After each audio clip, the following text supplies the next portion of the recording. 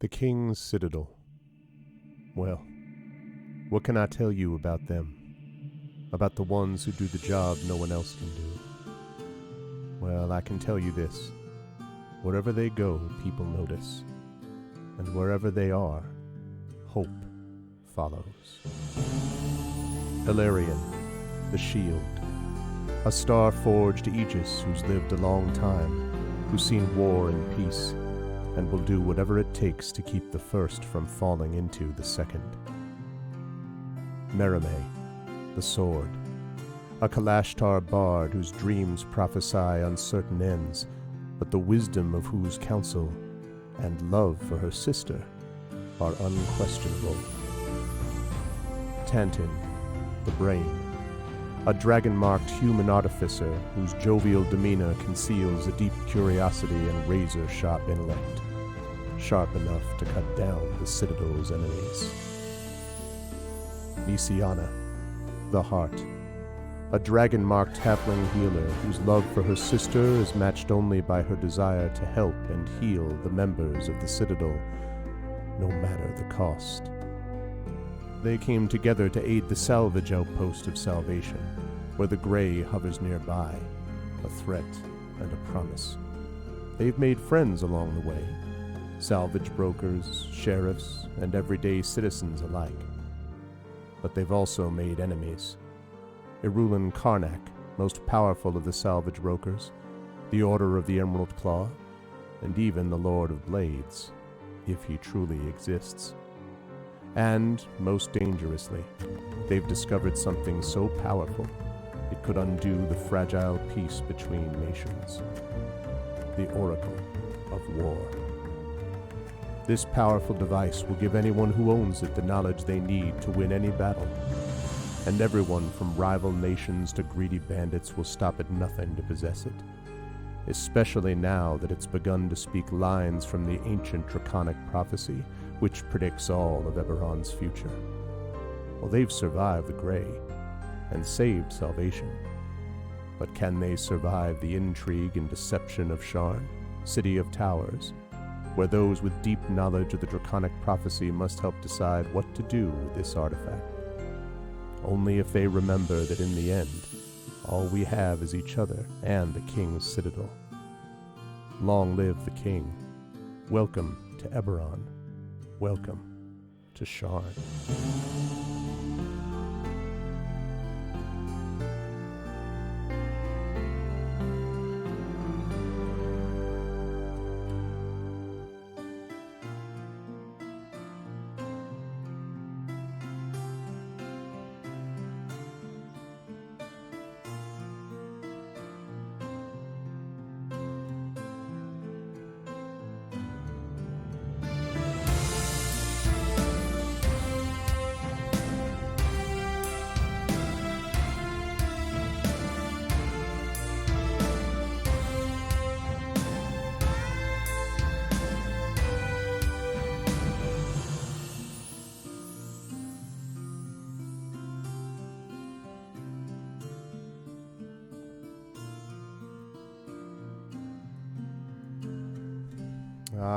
Lovely stuff. What's going on, everyone? Welcome, everybody. Welcome, Arvanauts, and welcome all to day 28 of D&D with I&B. It is Dungeons & Dragons with Infinity and Beyond. We are here in Season 2 of Eberron Oracle of War. The Fortunes of War, I believe, is what this is, and we are actually closing in on the end of Season 2. Will that happen tonight, or will it happen in our sessions next month? We will find out, but in either case, we are here for Song of the Sky Part 3, and I hope everyone is doing well and is looking forward to what I think is going to be a really fun session tonight. I am very excited about this. And before we go any further, just a couple of quick reminders about ways to support us here on the channel. If you haven't done so already, please follow us here on the channel. Please check out our YouTube. Thank you for all those who have subscribed to us over the last couple of weeks. We've had a number of extra subscribers coming in, which is lovely. It is free to do that, but it can really make a difference. !ArvTube for that. And thank you to both Trendane for the tier 1 sub of support, 42-month streak, and of course Trent has also supported the Patreon for a long time as well, and I'm very grateful to Trent for that, and being a good friend and amazing voice actor, narrator, and all that, great role player, etc. But thank you to Trent, and thank you to Arinth for the 35 months of Prime support. I love that. See your sub and call. See, that's the kind of poker that I can get behind here. Thank you so much, Arinth. It's good to see you. Happy Thanksgiving as well, Arinth. Hope all is well with you. So please subscribe to us over on YouTube. Please check out our Discord, !ArvCord. Twitter, please sub to me over there for however long it's still going to exist. You can subscribe to me with !ArvTweets. And I should mention, by the way, I'm probably going to add something to this as well. I don't know how much, if any, I'm going to use this. But I have gotten an account on Hive Social just in case Twitter does, burst into flames. I don't know if how much I'm going to be using that, but I have the exact same handle over there. I got in early enough that I could do that. So at Gregory A. Wilson over at Hive Social, if anyone is interested and happens to be on that platform. But yeah, I thought I would mention that. So !ArvTweets, and last, of course, but not least, the website arvaneleron.com. Financially, !ArvShop for the merchandise area for Infinity and Beyond stuff and Adventures of Middle Earth stuff and so on. We have !Arv for the Patreon. Yeah, exactly. Well, that's probably true, Rudin. No, that's a good point. !Arv which is the Patreon, which allows you to support what is really the financial backbone of this channel and lets me pay for things like that video that you just saw and the music and all that kind of good stuff. And we're going to have a new video when season 3 opens up, which will be happening, if not next month, then definitely no later than January. And we will have season 3 of Oracle of War as we move on into the next stage of the campaign. So so definitely you should support us if you can by supporting the Patreon. Good stuff for you and good stuff for the channel, including inspirations to help the players. And of course, on the publishing side, !Icarus for my Icarus graphic novel from Athos Arts, !Library, my Tales and Tomes in the Forbidden Library, my 5e adventure and sourcebook from Alligator Alley Entertainment, and Grayshade, which is my novel that came out on May 31st. If you go to that link, you can order that book and get it right now. You can also pre-order Renegade, which is coming next year. Yeah, we're thinking about that, Arudna. I haven't totally decided. It's going to partly depend on the video, and like how fast the video is going to get done. I'm not sure, but I have thought about that possibility. Renegade, which is coming. Grayshade. You can pre-order. You can get Grayshade now. You can also pre-order Renegade for next year. Heretic is the last book in that series. That'll be the year after that. And of course, you can get the tabletop role-playing game with Brandon O'Brien as your lead designer. That's coming out next year, and the audiobook by Trent Sparks, which is going to be awesome, of Grayshade as well. So you can get that with Grayshade. And last but certainly not least, BLM, Black Lives Matter, important to affirm and assert the significance and importance of Black lives. Help Now, the World Health Organization page on suicide prevention. And important to reach out to others when you need help and to reach out to others when they need help as well. And Ukraine, to help the people of Ukraine as they fight back against an illegal and illegitimate war. They have done so with bravery and courage, but it has not over yet, and this is a way to stand up and help in this devastating conflict and send a message about others who suffer from such devastating conflicts throughout the world. Quick note, by the way, I saw Emily was in here, and I first of all am very grateful that Emily says that about Renegade. I'm going to be switching or changing over to edits of that in a few weeks once all the semester stuff and all that crazy stuff has died down. But I do want to say congratulations to Athos, which has funded as of today its Kickstarter for the Traveling Treasure Trove. Now, there are still 3.5 days left, and funding does not mean that they're all the way what they want to be. They want to be able to go above funding. Like, just funding is great, but they want to go above funding because they have many other things that they want to do and offer and not have to run Kickstarters down the line and all that kind of stuff. So they are not at the finish line yet. They've still got 3.5 days to go. That said, I am glad to see that this got funded today finally, and glad that we have, I think, 114 backers, something like that. And I know, as usual, Emily put an incredible amount of work into it, as always. And so congratulations to Athos and to Emily for all of that good stuff, as always. Okay, with that said, I'm going to unmute myself and apologize for interrupting the lovely crew of Infinity and Beyond because I couldn't hear them. And now that I've unmuted them, I can hear them. And that lets me move over to reveal, dun dun dun dun, that they have arrived, except for a chair that is, that has Tren emptily in it, which is fine.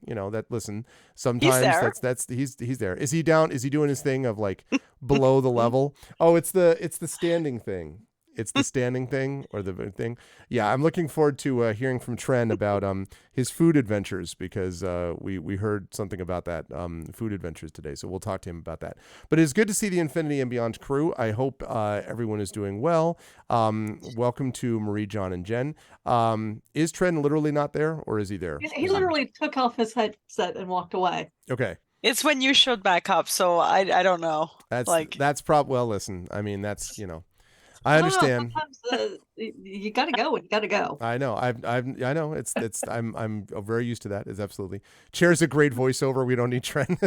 Yeah, that's fair. That's fair. It certainly seems like. Can't imagine why. Okay, I will come back to Tren. In that case, I'm going to go out of order because that's how crazy things are. And I will start with the incredible Marie Bilodeau. It is good to see you, Marie. I hope all is well with you. How are you doing? As I said, we already wished you happy Thanksgiving last month, so I won't wish that again. But how is life in the universe with you? How are you doing? And who are you playing today? And then I'll introduce Tren after that, since he just came back. Life is very good. I should have moved it behind me, but there's like a rainbow tree right beside my office right now. Nice. Yeah. Why is that not in frame? I don't know. I couldn't get out of my office, but that's not really a consideration. I'd have a rainbow tree. Where would I ever want to go? Yeah, seriously. Right? And yeah, no, life is super, super good. Been having a lot of fun.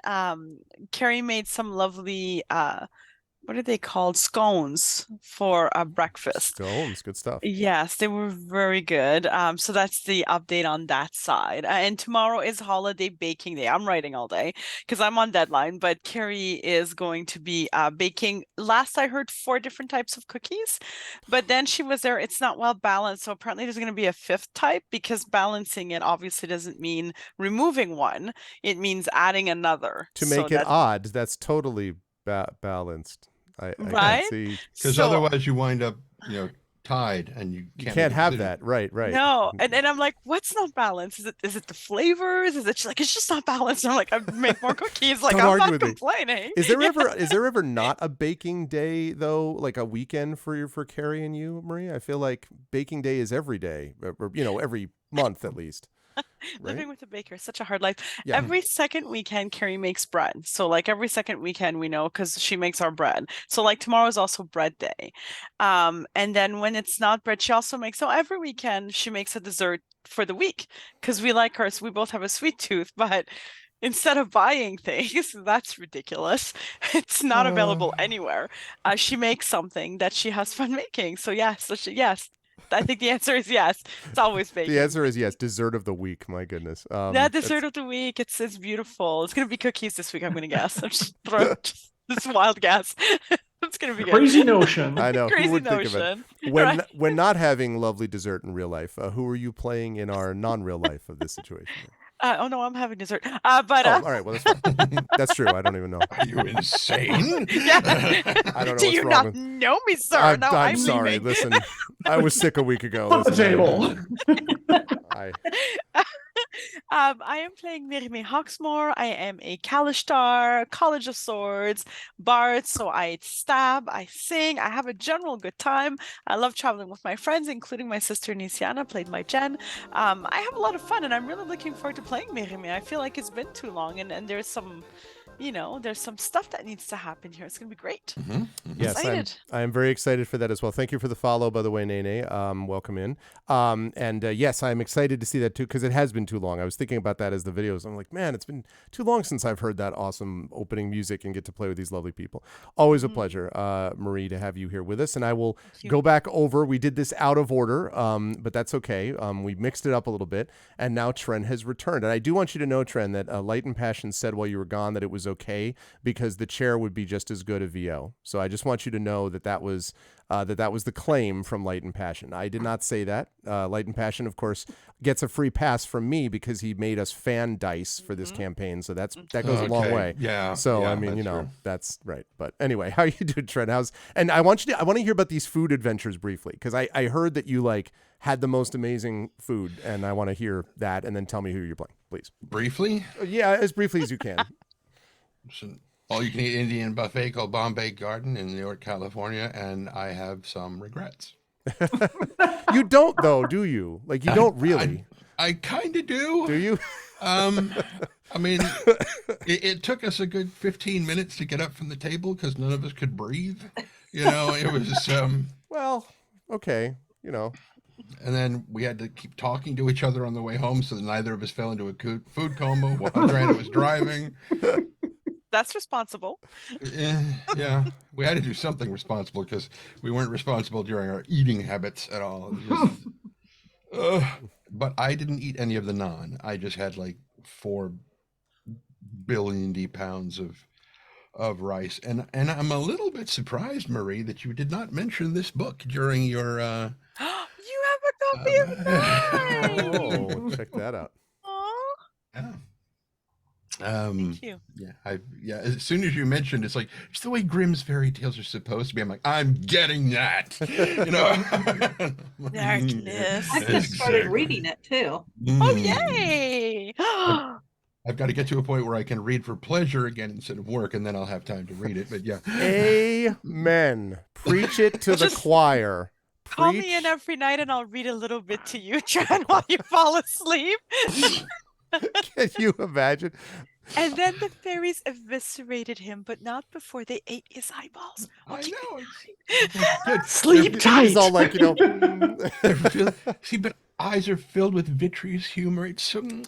And fairies love humor. It was a very good buffet you went to today, I see. Oh yeah. Light and Passion has got his digital copy, not started it yet. See, look at that. Thank you. Wow. See. You're all very sweet. Was that enough of eating, or should we? Well, I do want us to get started We at can some discuss point. what the pericardium tastes like, but I mean, Listen, I mean, the first thing is going to be a visit to Sky Blue's all-you-can-eat buffet. So I don't. No, I'm just kidding. That's not accurate. That will not happen. That will not be occurring. okay. But anyway, who are you playing? Speaking of games that we play, I am playing a guy who looks kind of a little bit like me.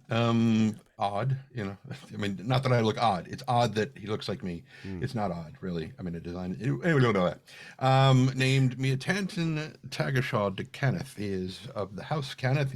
Which is the house of making, and he makes things like his Robo Best Boy, Goodest Boy, whatever. No, Best Boy is like a video thing.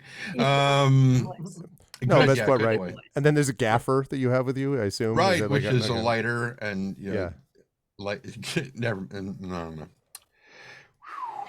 See, I've still got chicken biryani up to here. Right. Yep. So there's not enough room left to think. But yeah, he's an artificer. He is a battlesmith artificer. So he has a robotic dog named Spanner, who is currently in pieces. They're big pieces, but they're pieces nonetheless. He's had all his limbs removed, and he's still functional. He's just in the bag of holding, basically like barking at things that it's like some dog that sits in the window and barks at strangers as they go by. Yeah, but you can't hear him, and he's not the Lego of mechanical dogs. He's like the Playmobil, like with the huge parts for like the little that's all. Duplo blocks. Yeah, the Duplo. Right, that's what I meant. The Duplo with the rounded corners for children's safety. Whatever. He's the Duplo of Spanners. That's exactly what it is. Exactly. Yeah. Very excited to have him. He's got a couple of things he needs to do. It's going to take him about an hour and a half before we really get going anywhere. But he's got to get somewhere else first because we probably don't want to do it here. That might be wise, and we're going to talk about that because right now we're underneath a ruined bridge, and that may not be so hot. But it's always good to have Tren with us. And of course, you're going to see Tren, by the way, next month as Tren rejoins for the annual production of A Christmas Carol with your vocalists. I'm very excited for this. I love that very much. And Tren's been a part of it for many years. So I'm excited to have Tren back for that. Anyway, and, you know, it's not Scrooge this time. Actually, no. We said Dot's the narrator, which Dot's never been before. So we'll have to divvy up the parts and see where everyone else goes. Anyway, always a pleasure to have Tren with us. Moving right along, John, it is good to see you as well. John Helfers is sitting there, and I detect, I don't know, over your right shoulder, John, are there more stuffed animal that were there? What?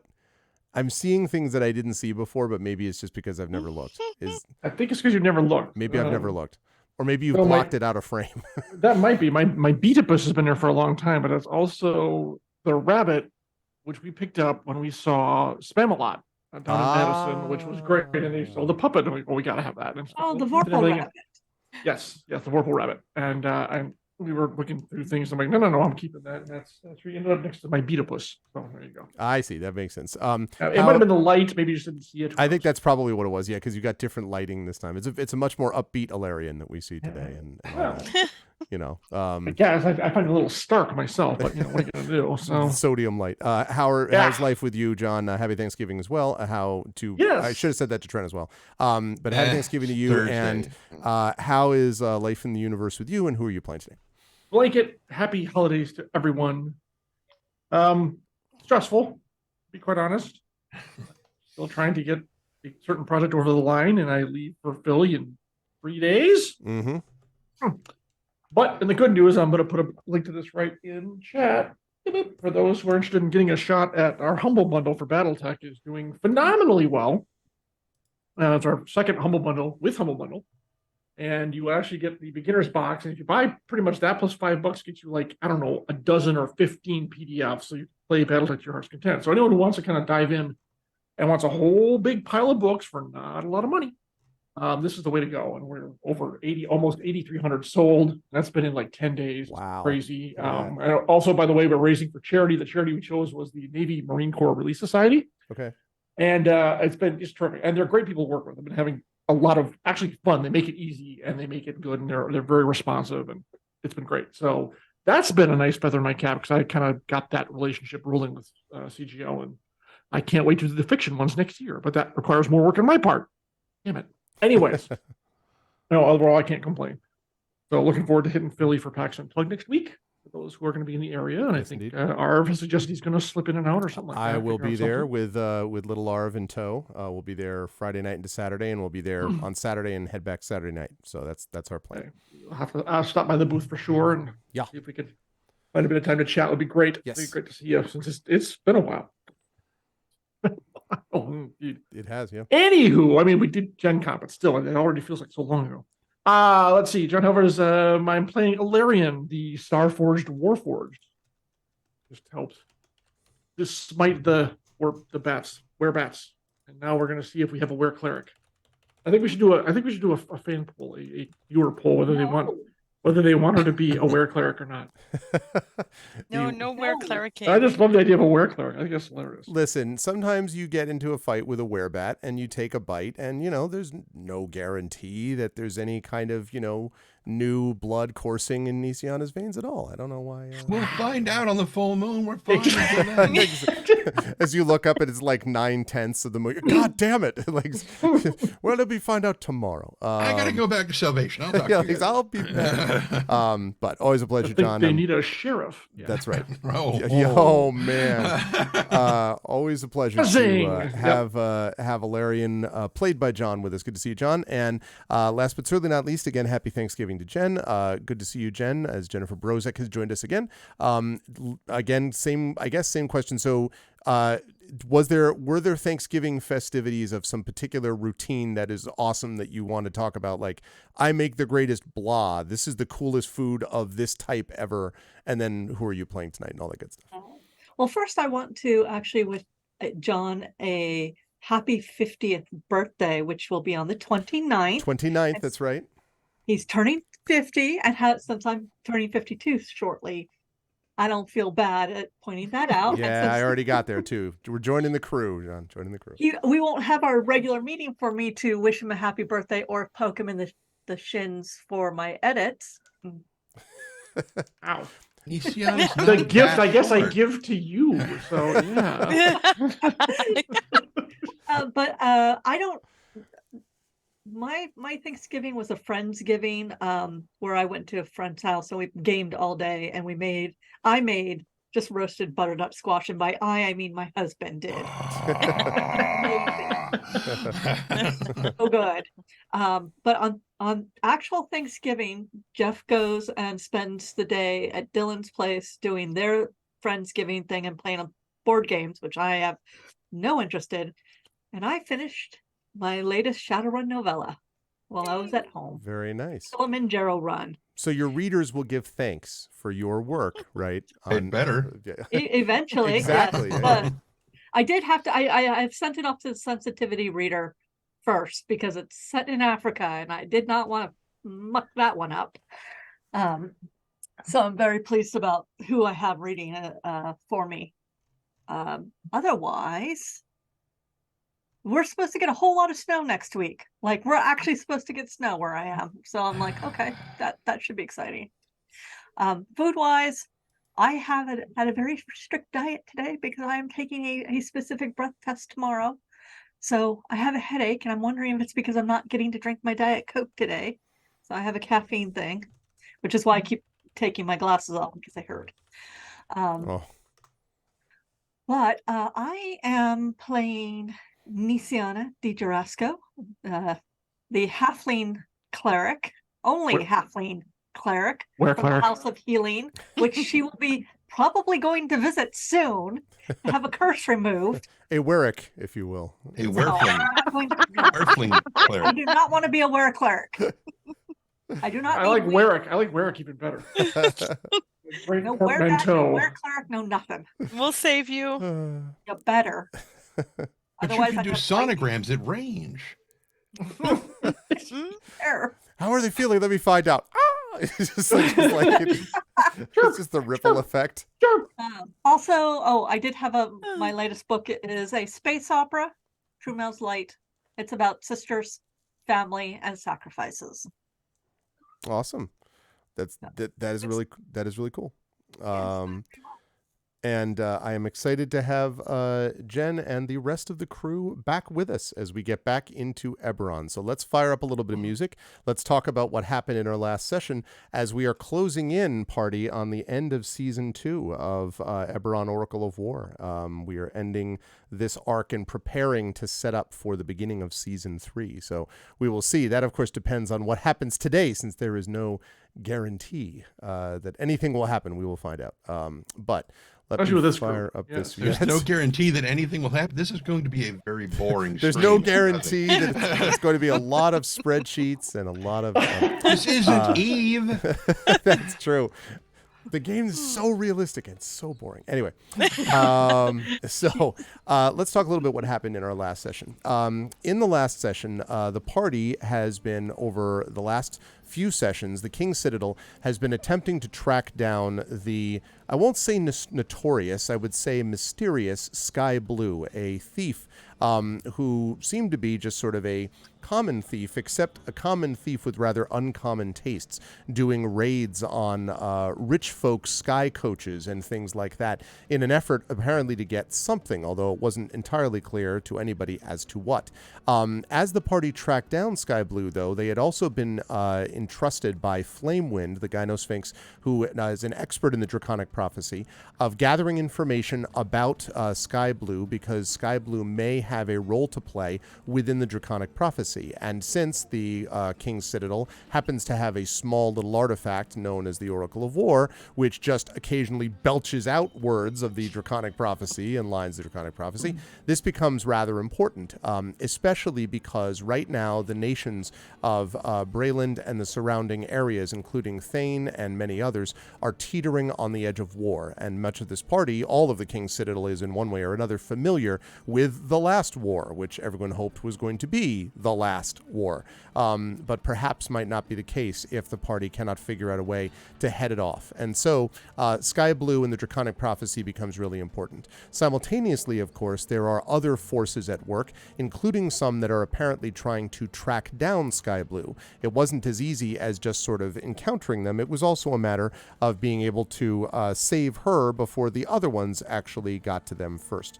The party was aided in this effort by the incredible, inimitable, make sure I have a picture of him, Stormflower, there we go, the bard and best friend of Sky Blue, who not only gave the party information about where to find Sky Blue, but accompanied them with multiple 80s soundtrack songs. So I think that was, I think everyone appreciated Stormflower greatly and did not want to throw him out the window where they had first found him, he said.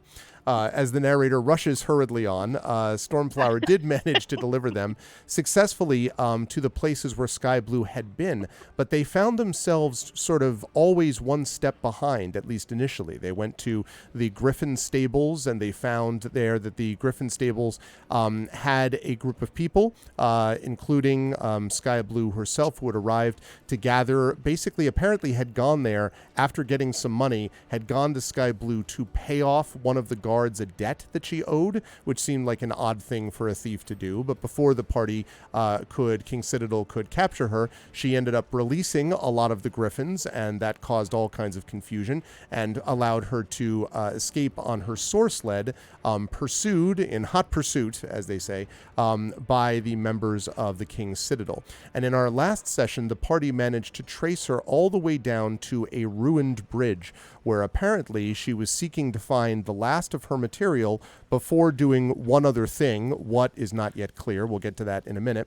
But they found there that they were not alone. First of all, Tantin was pursuing people who were pursuing Sky Blue, so there was that. But also Merime, Alarion, and Nisiana ended up coming right into the middle of an ambush. A group of what looked like goblins had netted Sky Blue in this trap. But thanks to the careful work of Merime, Alarion, and Nisiana, the fact that the goblins turned out to be not goblins, but in fact werebats, did not seem to be a problem. And I'm sure the fact that Nisiana was bitten by this werebat will not have any long-term consequences whatsoever. They managed to ward off and defeat the werebat goblins, and finally convinced Sky Blue that they were not trying to kill her, nor were they attempting to just take her stuff. But they did want to know what the hell she was doing and where she was going. And what they discovered, as had been suggested to them by her friend Stormflower and confirmed by her, is that the reason she's been robbing these coaches is to try to find this set of expensive metals which belonged to her father who had been killed in the last war. These are military metals, and she believes that she deserves them. She wants those medals. She wants those to remember her father. And so she has decided to do what is necessary, grabbing these things and then heading out of the city, because she thinks this is going to give her a chance to actually track down more information about her father. As we ended our last session, Merime and Alarion and Nisiana had just heard from her that she finally trusted them, but Tantin was able to see the several, I believe it was 2 or 3 of these bandits on soar sleds that were swooping in afterwards, seeing the rest of the party underneath the bridge, veering off and going in a different direction, which means someone who knows who is also interested in what it is that Sky Blue is doing, and they are not, to be clear, a member of the King's Citadel. So as I hand things back over to the party, you are now below the bridge. Tantin has arrived, just pulled up to a stop. I don't know, Tantin, if you want to end up with like a dramatic Back to the Future style leap off the skateboard, like slickly, or if you're just kind of like, oh, well, that happened. I don't know how you want to feel about it, but but you're the one who arrives to start all this, so I'm going to hand things over to you. What do you want to do, you and party? I'm going to... Yes, I do indeed leap off with style and ganache. Okay, and so you all see, and so Tantin lands and Sky Blue and, oi, kind of looks over and, That's not bad. You've done that before, then. Actually, no, I haven't. That was just one of those happy accidents. You know, I Did thought he- I saw someone like you, falling from the sky. You were long ago, actually. Right, On a well, s- let's move on. With cats? With cats. No, there were no cats.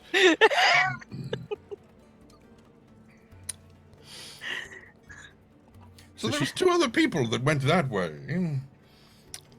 And she looks up. What you mean, 2 others?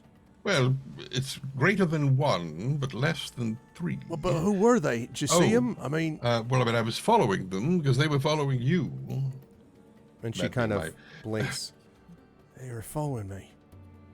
And she looks Yeah. at Stormflower and she's like, "Did you sell me out?" And he says, "No, of course I didn't. I didn't sell you out. Why would I do that? Money? I was getting interrogated, in fact, by these people, until these people," and he points at the 4 of you, came and actually saved me. Otherwise, you would have gotten me in trouble, you know. And Sky Blue kind of looks like, kind of dies down and grumbles a little bit. And Stormflower, kind of whistles under his breath something about never. There were people in your house too, in your little hideaway.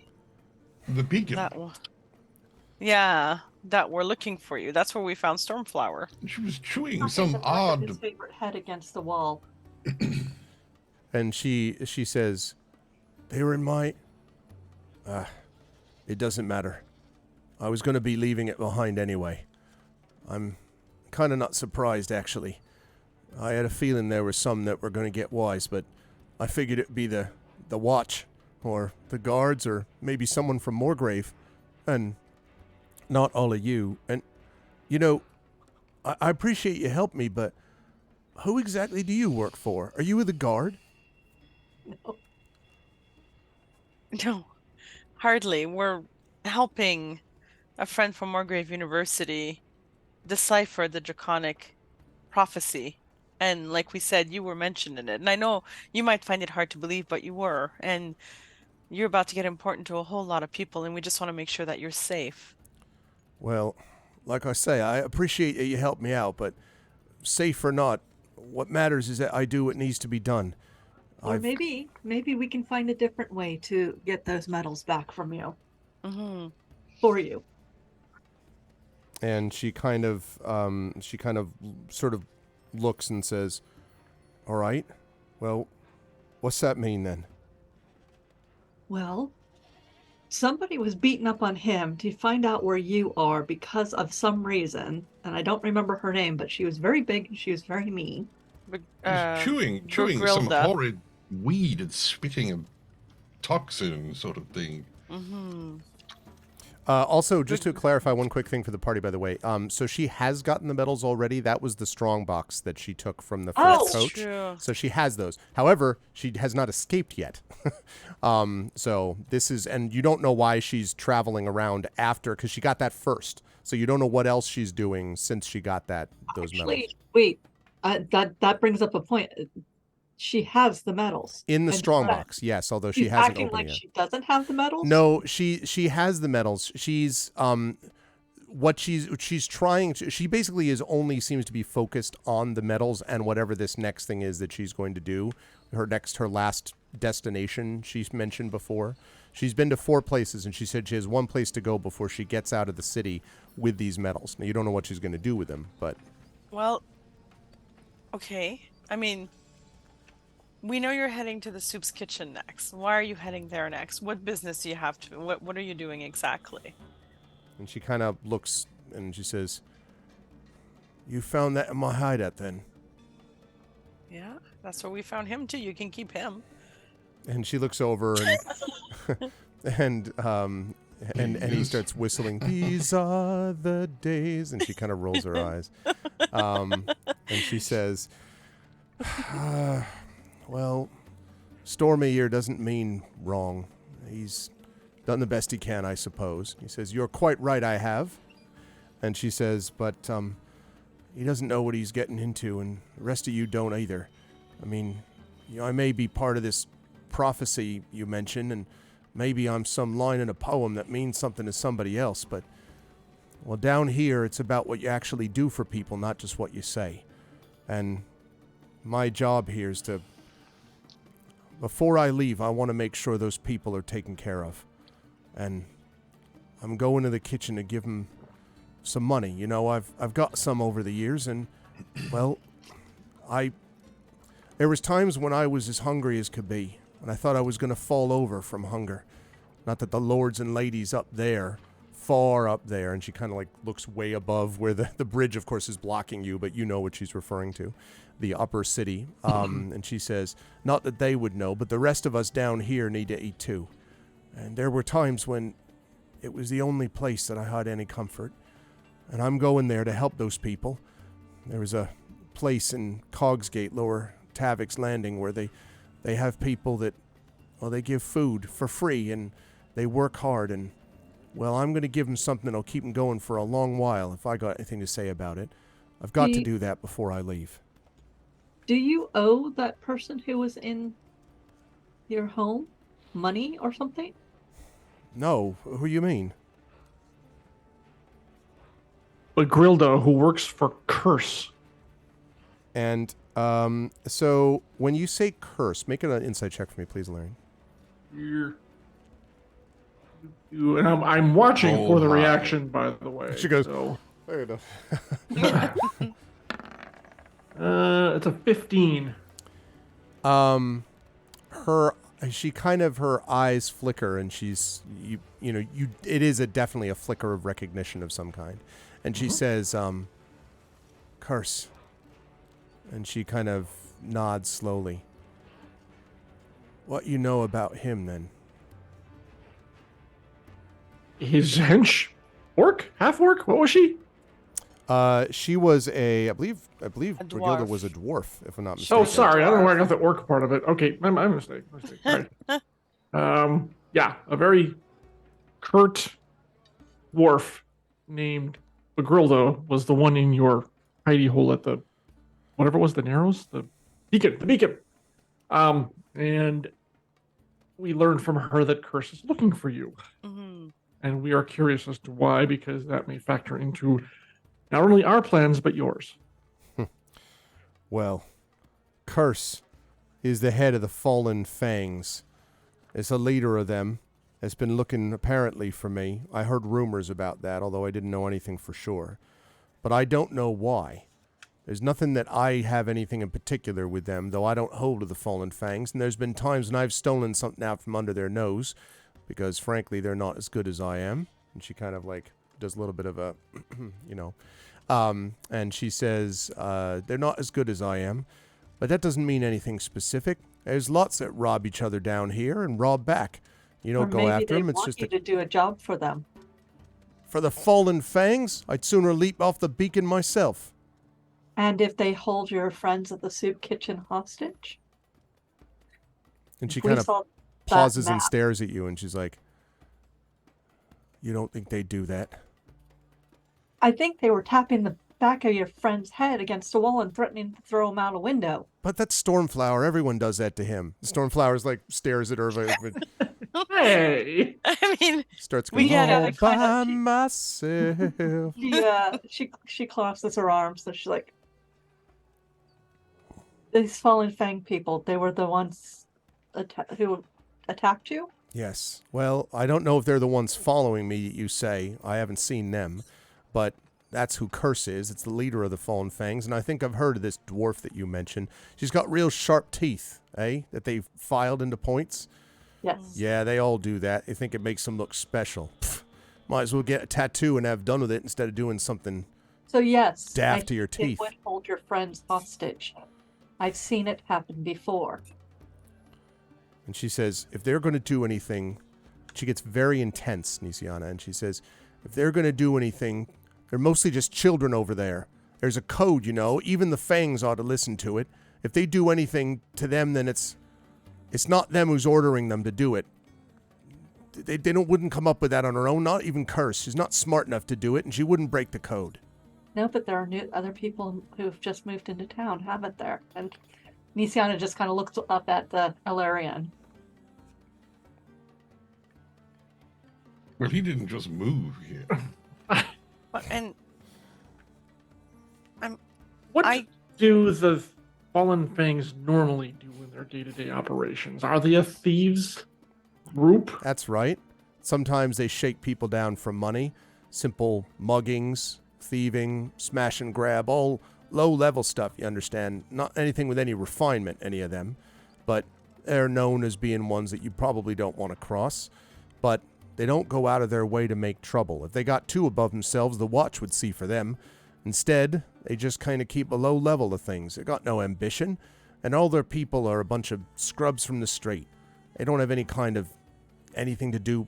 And how were they following me anyway? On source sleds? And she kind of looks at you, Tanton. Well, how'd they get the money for that? They couldn't come up with source sled money. I mean, maybe Curse and maybe that dwarf you were talking about and a couple others, but not the whole crew. But they are available to be hired. I suppose, but I don't know who would do it. Why bother to hire a crew with low rent as that? You could do better if you hired me. It's going to the professionals that matters. Well, I think their benefactor probably has a bit less morals than you do, which is probably why they were put in touch with the Fallen Fangs. Do you know who this person is you're talking about? So, Alarian glances at Nisiana just to make sure we're on the same page, but continues and says, "We suspect there's a person pulling their strings named Aurelian Karnak." She kind of, that this one, you see no recognition at all. Right. She's like, who? Right. One of those recent arrivals that we're just talking about, but she has some other larger plan. The question that we don't know is how, if at all, you factor into it. I know. The thing we had was connected to the Draconic Prophecy. The Draconic Prophecy has her name in it, and she is interested in both. And therefore, she hires some scrub to get Sky Blue, who's been all over the papers as all eyes turn Sky Blue. Of course she's going to want to see her. I don't know if she's going to do anything with Sky Blue, but I know I wouldn't want to see what happened. So you mean she wants me for this poem I'm in, same as you do? We It's a believe theory. so. Yes. and A working she, theory. Call the Draconic Prophecy a poem.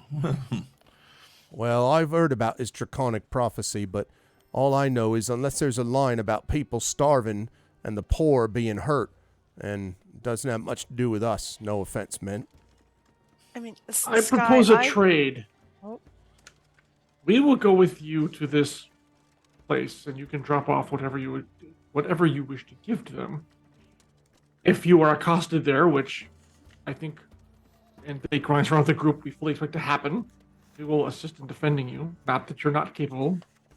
In return, we would like you to come visit our friend at the university for a few moments before you leave town. She Perhaps says, oh, go ahead. they can sway you in terms of your importance to the prophecy more than we can. and any information we can find about that might help you find your father, we're happy to do as well. Some of our friends might know something or have access to something that can help you. I mean, I grew up on these streets too.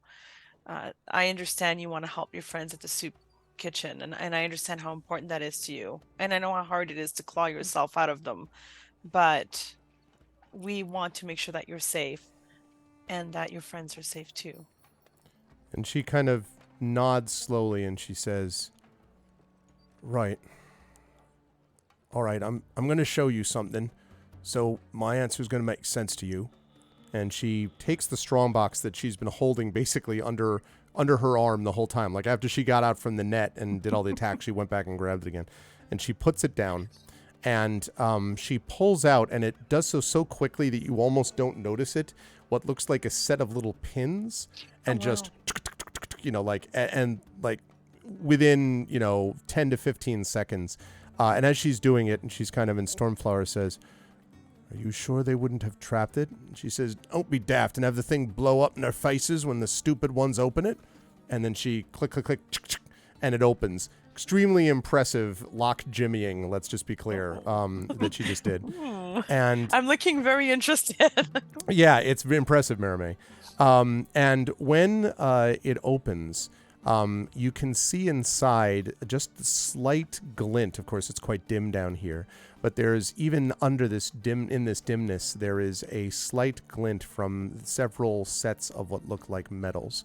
And as she holds one of them up, couple of things to note. First of all, you note that the metal itself has what looks like Braillish, colors, basically, so that this was a person who fought for the Braillish military.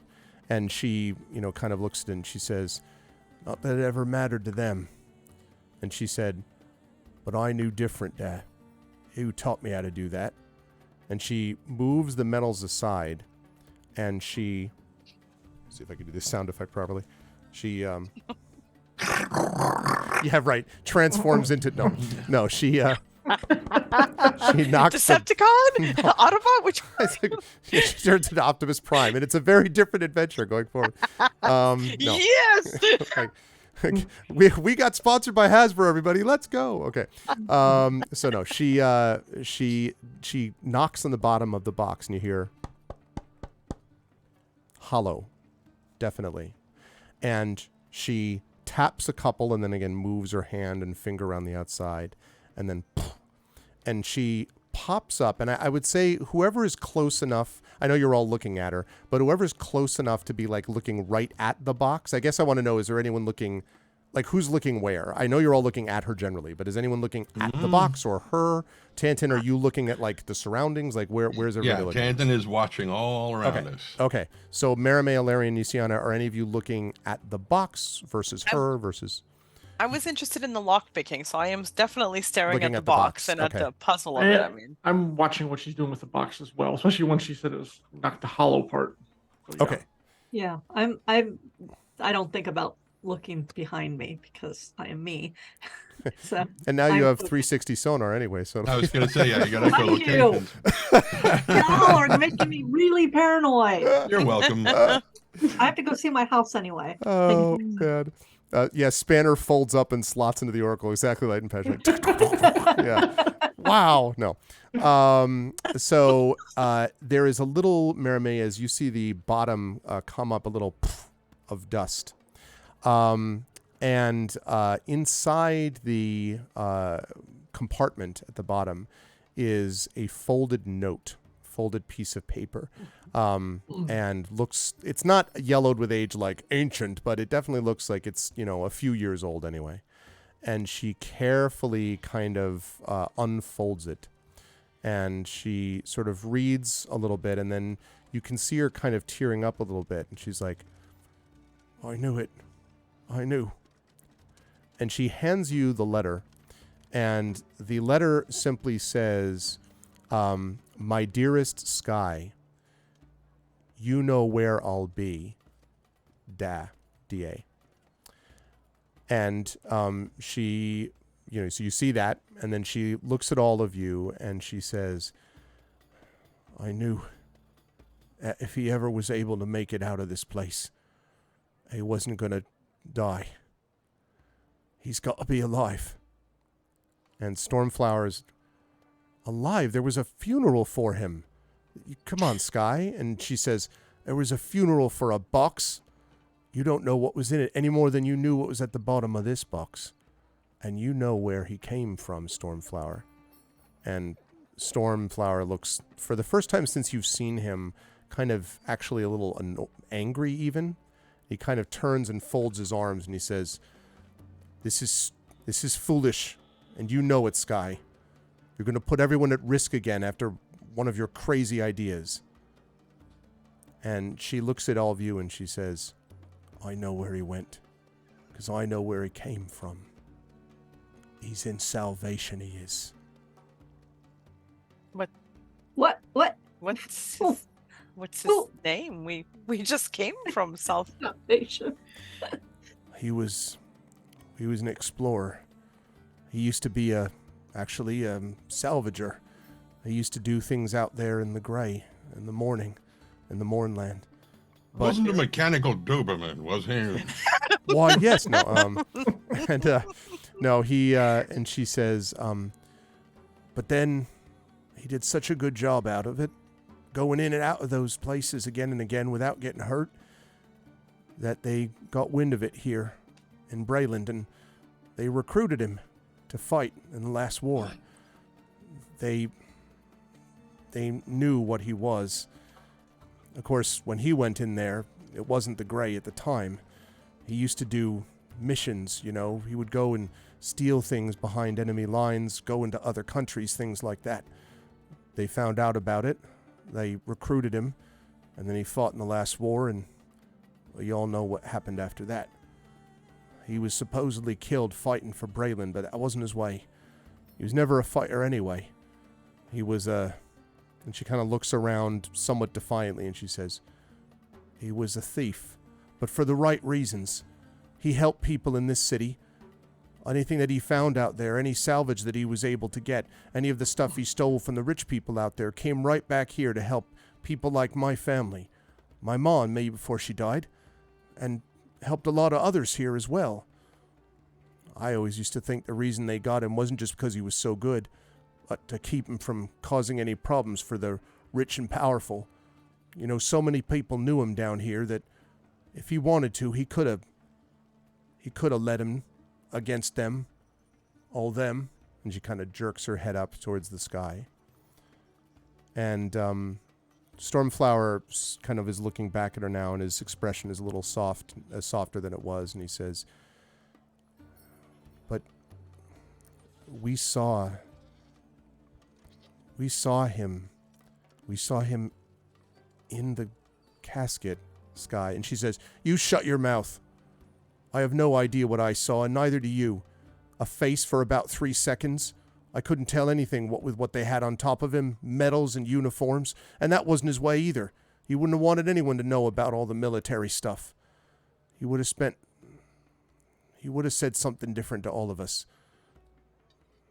Like, was a spell or an illusion or something. But he's not dead, I'm telling you, and this proves it.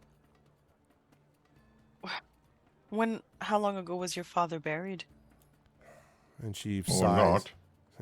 not. Or not? Exactly. How long was the box buried? And she sighs. She says, about 5 years or so. They didn't find his body at first, that's what they said. And then when they did finally track it down, several years after the ending of the last war, well, it took them a long time before there was enough outcry that they decided they needed to do something official. And that's when they invited us to his funeral. Some kind of state adventure that was. And so then she trails off. We were just in Salvation. Who would your father be? What would he look like? Well, I don't know. Something like me, a little taller, older, silver gray hair. But the thing is, he could disguise himself as anything. He was the best at that. That was how he kept ahead of people who wanted him dead. And he didn't like to show himself really to anybody except me and Ma. Well, we have friends in Salvation, so at least you'd have someone to reach there if that's where you want to go. If you want to follow this, we could help you get to Salvation. We'd make sure that you get there safely. We not necessarily by going ourselves, but by making sure you find the right people there. If you wanted to pursue this, but first we would appreciate it, like Aurelian said, if you would come at least meet with our friend Flamewind.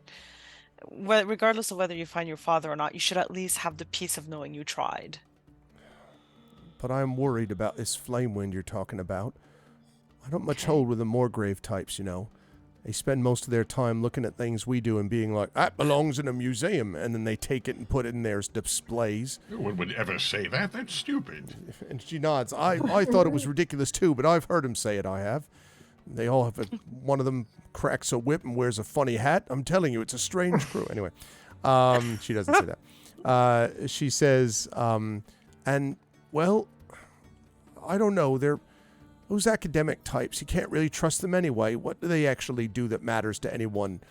Them up there in their fancy buildings. And what is this thing anyway, Flamewind? Is it a person? Oh, She would think so.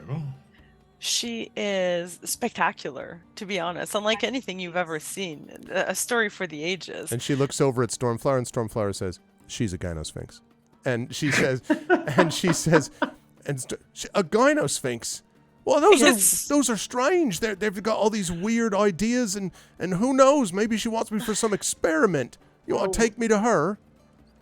She won't want you for experiments, but we want you to be comfortable with the arrangement, of course. We want you to be comfortable with whatever road you take.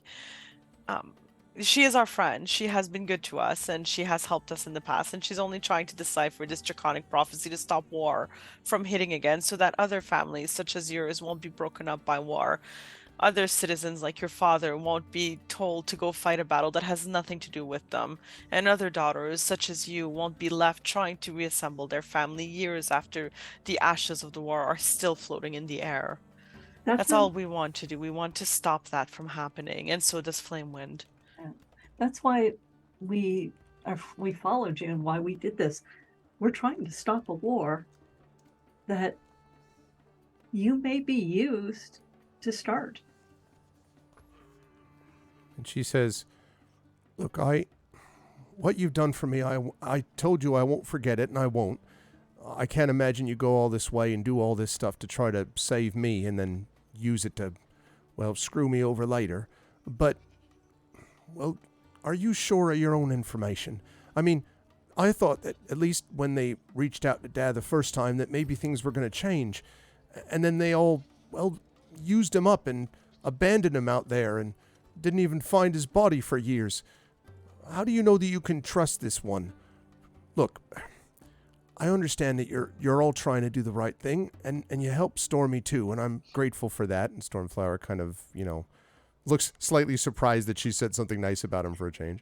And she says, "I'll make you a second offer. If you come with me to Salvation, I'll pay you each 100 gold to do it. Now, that's probably better pay than you'd get for whatever you're working from there, right?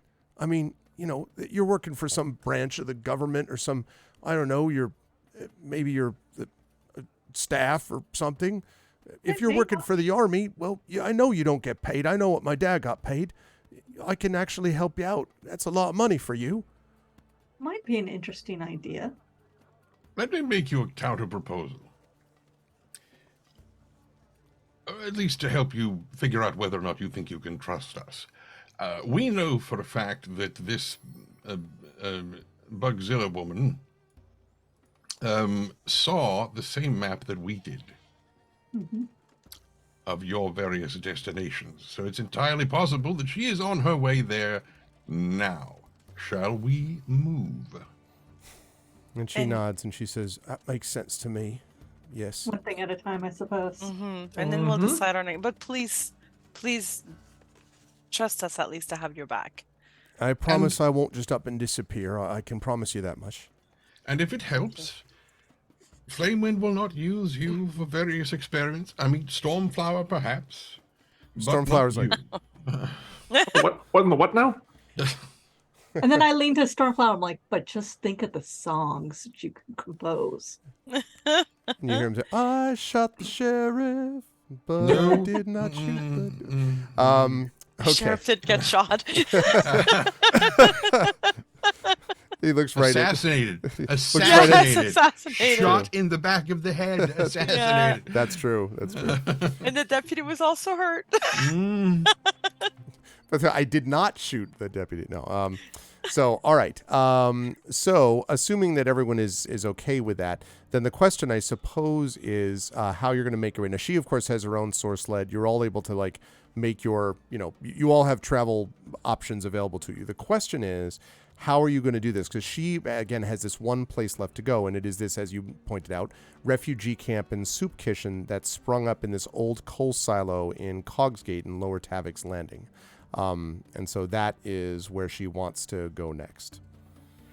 All right, so we're all going to get on our source sleds and fly there with her. It's like, why is this a discussion? Okay, well, no, I just want to make I guess I want to make Very sure. Very curious. Yeah, I want to make sure the wear virus will course through Nisiana's Exactly. veins even further. So the longer we can take before we get to the house. Okay. Yeah, Could we all I good. think he's pointing out the fact that a sore sled could probably feed one of these families for a year, and we are going to stick out like a sore freaking I mean, thumb they're really hard and to become- chew, but yes, you could probably and yeah. become quite the target for people who are stupid and desperate and or are watching for us. Well, Yeah. Sky Blue probably has a good idea of where she was going to store her source slide and where she was going to Mhm. go. I mean, we could follow her lead. Obviously, she had a plan. Yep. That's what I'm And thinking too. Exactly. so she nods and she says, yeah, I think I've got something. But my plan is, well, I was planning on coming myself, not with the rest of you. But it'll be all right as long as you just follow my lead. And Stormflower, well, my lead first, Stormflower second. And she kind of Fourth. looks over him, and Stormflower's like, the second he starts nodding, you say fourth, and he's like, kind of looks around. Okay. And in that case, all of you get onto your respective source sleds and Right, head Tom. off to this. And Arb, as we do so, I establish the mind link with Marame Yo. and just tell her to do not let Sky Blue out of her sight at No. all costs. I will keep an eye on her. If I need to, I can dimension door out of there with her. I will meet up with you later, but just promise me that you'll make sure my sister gets out of there, if that's the case. Of course, Wonderful. we will not be leaving anyone behind. And I will meet you back at Flame Winds, if that's the case. I'll bring her there and then we'll regroup. Agreed. Okay. All right. The trip, now you are already in kind of the lower portion of the city, so the trip does not take as long as it might have been if you were coming from the top levels to get here. But as you get closer, you can see heading into the horizon, and I should point out, by the way, Tanton, that you do not note anyone around as you're flying other than just, the buildings as you Cats. pass by. Lots of cats kind of waving at you as you go by, yes. But exactly. So you can see what looks like a giant abandoned coal silo rising from the tangled streets of Lower Tavik's Landing. Now, one of the things that's important to remember about Sharn is that the higher levels are extremely well organized for the most part in terms of how they're structured and everything is put just so and all that stuff. The lower areas, it's not like they have to worry about getting permits, right, to be able to do these things, as long as they're not, undermining the foundations of the city and the Literally. buildings, quite literally. Then at that point, the watch is cool with it. So this tangled, there are all kinds of buildings just kind of out of nowhere, climbing from here, there, and everywhere. And so there is this abandoned coal silo rising from the tangled streets of Lower Tavik's Landing. And its sooty interior has been converted into what obviously looks like a refugee camp. You can see that it's crammed with ragged tents and cook fires. Now, I have a question for the four of you. How many of you would have spent any time, do you think, in the lower areas of the city? Alarian, you haven't been to the city much, so you would not, this wouldn't be part of your thing. I don't know whether Nisiana or Tanton or Merame would have. Actually, we talked about it last time that Tanton would have come down here for. Right, for investigate. Yeah, for inspection purposes. That's true. Yes, that's true. Merame, you as well, but not for inspection, I assume. No, I was just when I was younger and kind of living on the streets for a little bit there. Yep. Okay, so you actually Of course, probably few heard years. of this. It would have been a soup kitchen or something Mm-hmm. to volunteer. Right. And so this place was, now this is not familiar to you, Nisian, as a standard one, this thing probably, and probably not to you either, Merame. This may have sprang up rather recently. But even still, you, of course, Merame, are familiar with the experience of seeing people who live in this sort of desperation. Again, the oddity of Sharn, where at the base of these incredible towers that rise, countless feet into the sky, you can, above, you could actually, there's a physical connection between the ground where these people are and the high towers in which the high powers actually live. And of course, they're way too high to ever see what's happening down here. Right. But not for you. And the camp, you can see, is here. Having said all of that, it is, not in the best condition, but it is surprisingly well mended, I guess is the way I would put it. Like, whoever is running this has done the best they can to try to hold it together as best they can. But the thing that you notice, first of all, and I happen to have a map for this, actually, which I will just show all of happen you. to have a map. Dun, dun, dun. Here we So are. Welcome to the exciting. refugee. Which is it all? So here we have the inside of the refugee camp. You can feel free to bring your tokens on there. Not that there's any reason you'd have to be concerned about that at all. Oh, I'm glad. But as you arrive, you can actually hear it before you arrive. Panic has spread throughout the camp because there are two We're not even there yet. source sleds that are swooping back and forth over the top of this thing. And Tanton, I would like you to make a perception check as you close in on these sleds. I'm going to give To you see if I advantage, can- though, because you may have seen these I was things following them before, but yeah, the perception check is to see if I can hear the music. Yeah, exactly. We'll get you our pretties. Your little dog. A little spanner, too. Right, but he's not little. Not very but little, yeah, I know. okay. Your large mechanical. And your big ass dog too. Right, exactly, and he's in the bag right That's now. just So good boys. Oh, we hadn't reached the camp yet, right? We're getting there. We're arriving. That's right. They are already here. Yeah. Okay. So yeah, you can't make out exactly who they are, but just logically, Tanton, you can take a guess that this may have been, the garish colors of their source sleds, like the biker gang. Right, from- yeah, sure. The flames sure, on yeah. them. Exactly. Right, exactly. They say CBGBs on it and everything. Yeah. Yeah.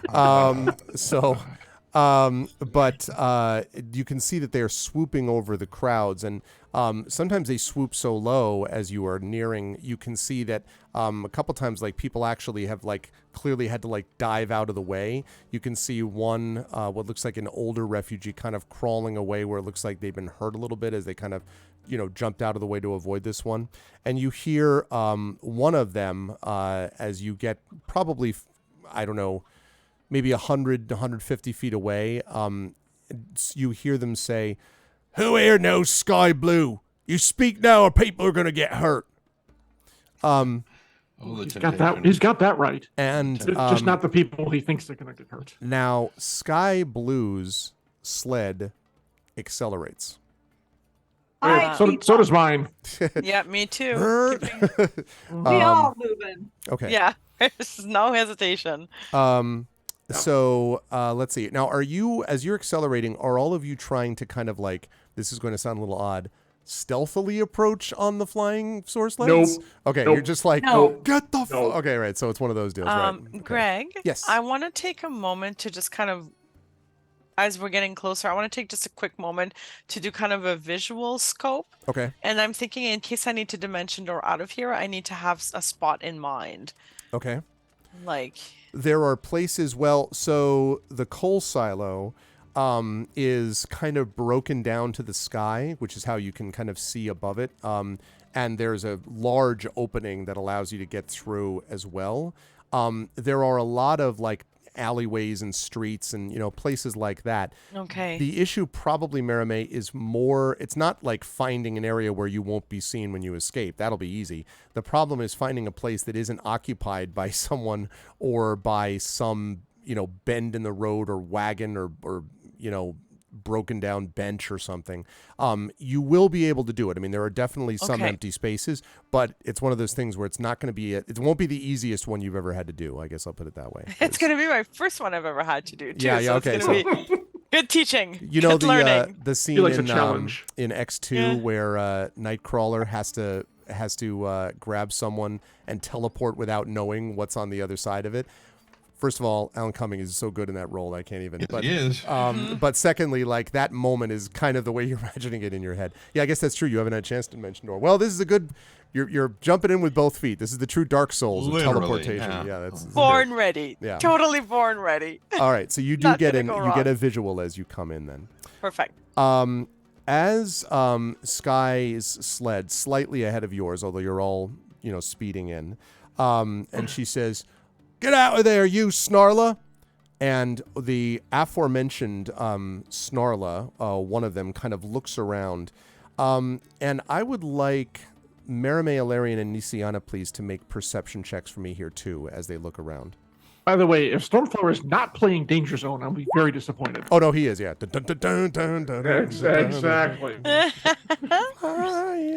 Perception? Actually, he's singing, "This is it, make no mistake." Was it? Did you say perception or insight? They're both the same. Perception, I'm just not checking. insight. All right. Yeah, Perception. 16.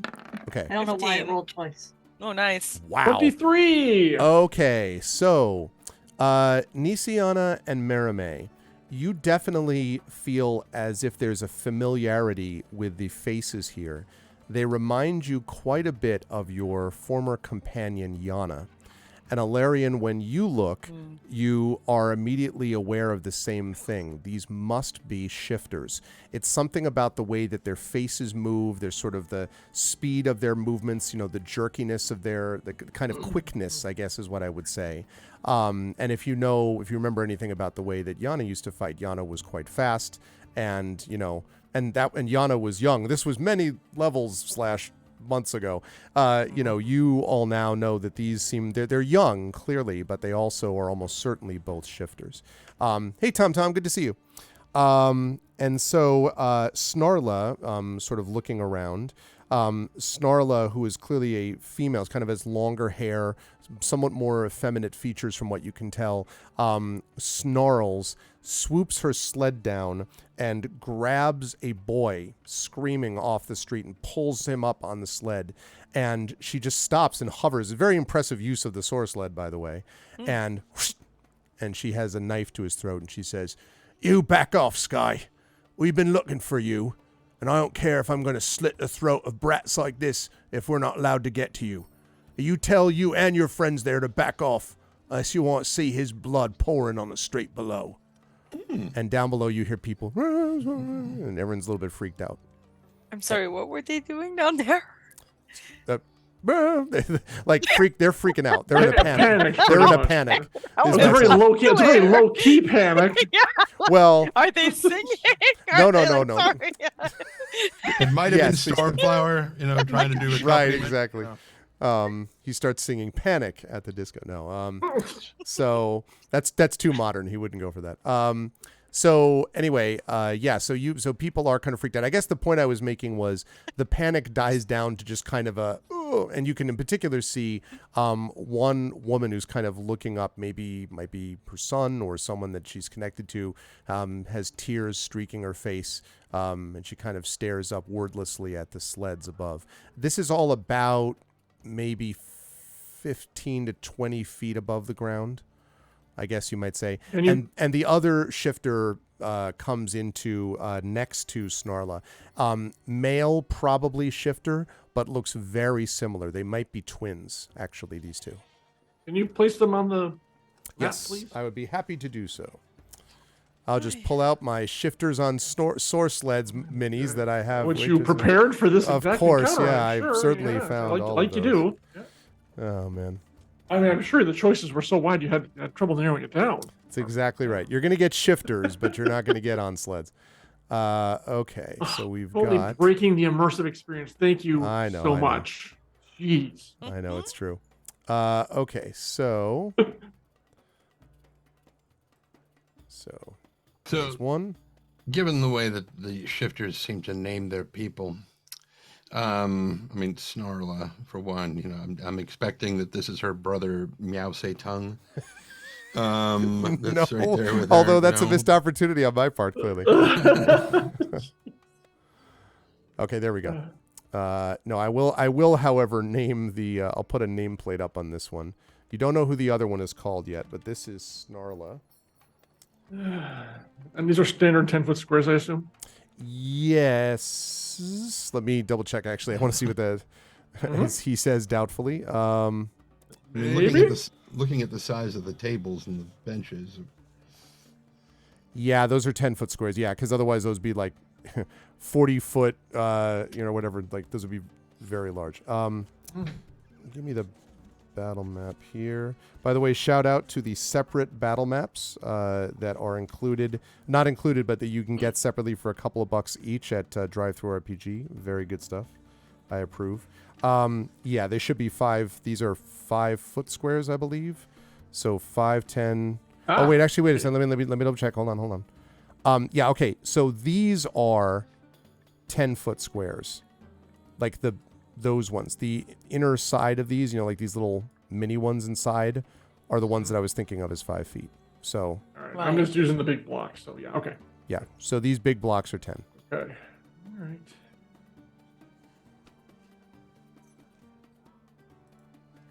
And so as you see them, Sky kind of like slows down her coach, and she says, "Oi, there's no need to do that. Now you know the code. You don't go after them. Them's the same as us, they are." And she says, "Shut your mouth. You got morals all of a sudden, Sky." "I don't think so. You're coming in. Cruz asked for it, and Cruz gets what she wants." And the other one, the male shifter, says, "We had quite a time trying to find you, except your friends here kept getting in the way, too." You're welcome. And she says, and he kind of he gives you this nasty grin, Tanton. And she and Sky says, "Why don't you shut your mouth, Snagrat? Your sister's smarter than you anyway." And Snagrat kind of growls angrily. So, Snarla if you and should want to Snagrat. fight, we'll hold him while you, Yeah. swat at each other. So they are doing this, and so Sky is just sort of holding there for a moment, not sure what to do. And of course the boy is not screaming or anything now. He's just kind of like, but he has this like wide expression as his, he's got this knife at his throat.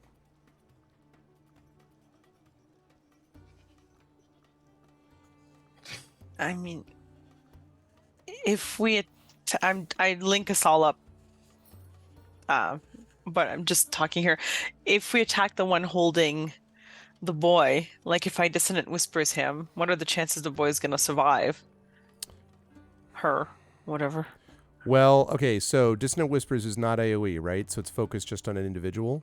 Yeah, it is, and they have to hear, that's all. The only question would be, Maramay, whether or not the kid gets dropped. It's about 20 feet above here.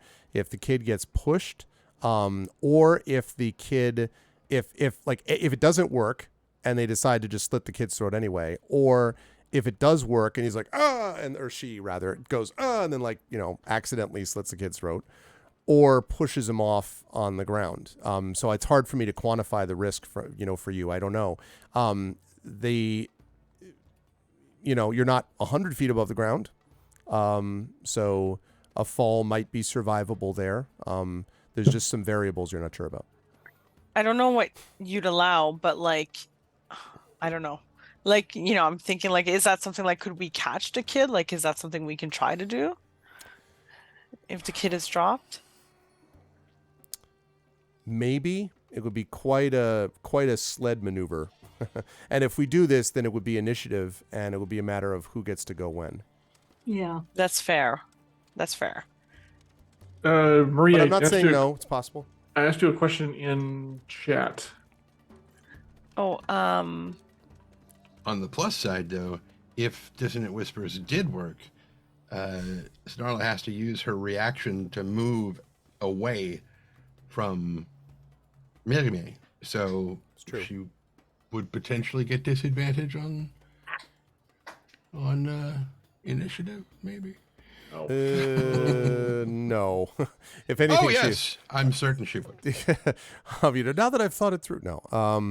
But she'd be moving, to be clear, on the sled. So she would not leap off of the sled for no reason. She would take the sled with her, and she'd probably try to, if anything, accelerate her desire to escape, I would think. Right, but she'd be further away when initiative started. Yeah, no, that's true, because that action would go off first. It depends on whether it's successful or not. Right. And Sky, as you're all sort of thinking about this, Sky says, all right, look, just don't harm him, all right? Just don't harm him. And she starts, like, sinking down, like, the sled starts to sink down to the ground. And Stormflower says, what are you doing? And she says, I'm saving the kid. Shut up. Oh, anybody have any ideas on? Stormflower goes, under pressure, looking down on you, looking down on you. No man has. I have a few, but they involve the death of Stormflower. Stormflower's like, looks over. Those are not bad we're all talking in our minds. Oh no, that's true. Okay.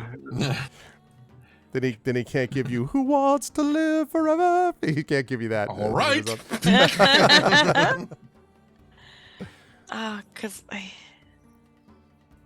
Because I can kinetic John, so I can go faster. But if she's hovering 15 feet over the ground with the kid, Right. Yeah, but I can heal him before. Well, the problem is he's not a player character, so he does not have the same hit point levels that we do. Yeah, exactly. That 20-foot crawl is probably going to end with a broken neck. can we fuck with the? Oops, sorry, language. Can we mess? It's an intense with, moment. I understand. Can we bug with what? Can we bug with the sled though, like you mentioned? Like, is there anything we can do to that, and then just? I don't know. What do you have in mind? I'd have to get to it, but I could. Because if we could get. If I was that close, you know. Yeah. It's true. I mean, listen, if you're arguing you want to do some improv thing where you somehow get Tantin, who does some awesome, like, in midair disabling mechanism in 6 seconds, I'd love to see this happen. But I mean, you know, listen, So would I. Might be at a disadvantage. Oh, yeah. Disadvantage -10. Yeah, I think there's. All right, we don't have much time to decide this because. Mm-hmm. that is true. I mean, we could just crash them. Well, that depends on us getting initiative. How fast do these source sleds go, Arv, at top speed? I think they can go at, oh gosh, is it 60? Hold on, let me see.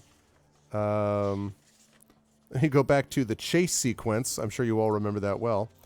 Involving cats. Yeah. And here we are again dealing with cats. Mm-hmm. Well, that's a good point. That's a good point. Okay, let's see. So you're going to end up with one of them on your face, huh? Mm. At least one. 90 feet. Okay, max Fast. is 90 feet. Okay, yes, indeed. So max and that's the max speed. We can't dash that basically. Right. That's I mean, although it sounds good, but you can't do the like go really fast. Like that's as far as you can go. Yeah. Now, I'm not telling you to do this. It is possible you could leap from such a sled propelled forward by it. There you Do go. it. Yes. But it is going to be hard to do that. I'm just, you know. Mm-hmm. How smart does the twin holding the kid look? She is definitely the smart one. She's definitely the smarter one. How for sure. smart's the smarter one though? You know, cunning, but you don't really know. You haven't had enough, you know, knowledge to know, Merame. I guess you could ask Sky Blue, but I don't know how to do that in time. You know, listen, is this one any smart? You know, I don't know if you know that kind of thing. I'm debating if I want to try to use deception on her, basically. Is he the smart one? And when she thinks back, you know he's not the smart one. not the smart one. Right. Okay. All right. Actually, you know Have what? we figured out why Shit. they want Sky Blue yet? Or what they want? Probably because of the prophecy, I imagine. Well, so this is what happens. Valerian actually comes up because they had stopped at the entrance, but screw it. He comes up to them, so now they're closer, i.e. within range. Okay. Which no doubt will intimidate them a little bit. Okay. Yeah, I mean, like the kid is drawn back, like as, Right. as you get closer, type Hold. of thing. Who are you working for? Whomever you are working for, we will double whatever they're paying you. Not much, she says, Snarla says, and she says, I saw you before. You've been chasing us around the same as anything else. I bet you work for the watch, you do. And besides, Cruz don't let us freelance. If it finds out that anyone else was paying us, we'd be dead, and money ain't good to the dead. I'm not saying that you're working against Cruz. I want to hire your entire group. You can't You, hire Cruz. him. Cruz wants her. And she points down to Sky. Why? They didn't tell me. They just said get her. I don't ask questions of Cruz. Wait, you don't have a choice in the matter? You're his prisoner? And and Snarla kind of looks over to you, Nisiana, with this kind of like, are you kidding me expression, and says like, it's not about prisoners. If you spend your time up there, I've seen that dragon mark on you. You spend your time up there healing the sick and you think you're all special. But for those of us down here that don't ever get to your house, we need to do things the best we can to survive. And that means that we have to do what the powerful tell us to. At least he gives us a meal and he pays us once in a while. And that's better than we get any other way. Dead before we were 15, probably. And I keep wanting to call him Shagrat but it's actually Snagrat. Shagrat is Tolkien's. But Snagrat nods and he's like, yeah, it's not like we got any other choices. How much would you need to have another choice? I dig into the pouch and I start pulling out the pearl necklace that Mia Tantan made me. And she her eyes narrow and she says, you know, just because you got money don't mean everyone wants what you have. We'd like to have money on our own terms, but you don't give money to anyone without there being a catch. Cruz told us that we couldn't trust people like you, and he's been right. Where were you when these people ended up here? They're just filth to you, up there on the higher levels, aren't they? And Sky says, you're not thinking about this the right way. You just shut your mouth. You're just a common thief in the end, and you run out of road. Actually, madam, I am an incredible thief. He's like, I'm an exceptional thief, and since I graduated in kidnapping, you should be more polite.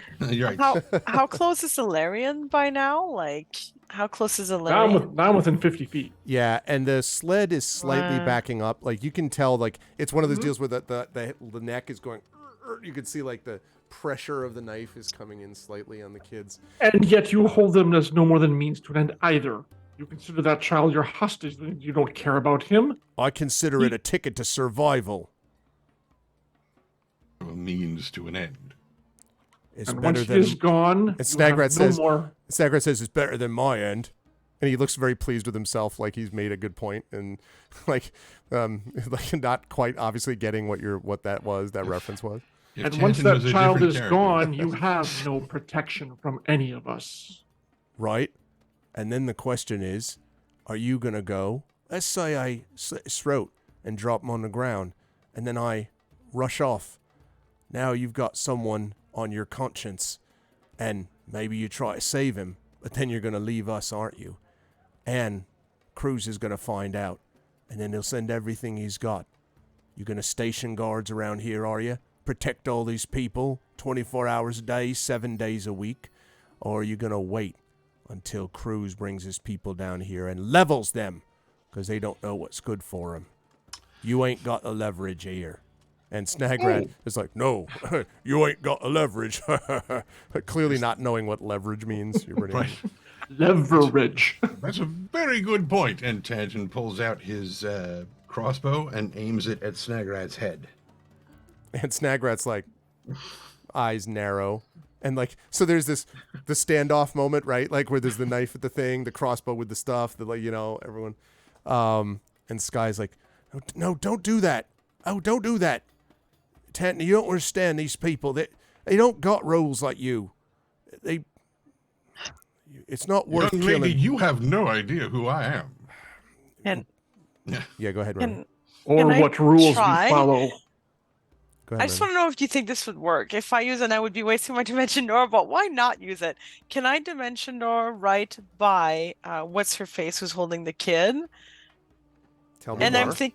And then I'm not thinking it's going to be super great, like, but my idea would be to basically snatch her, push her away from the kid, like, it wouldn't be like a graceful movement, but just grab the kid, push her off, and if I need to fall back, like, and hold the kid so I can take the hit, I'll survive.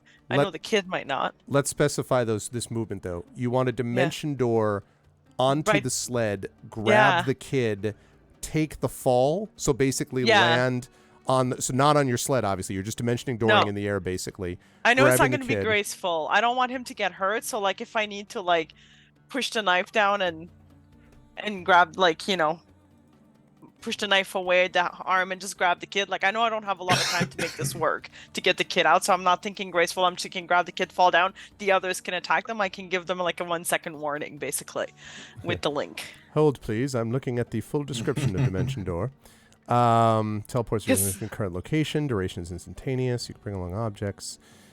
Stay in distance direction. Blah, blah, blah. If you arrive in Wait a minute. What was that? If you arrive at, read that part.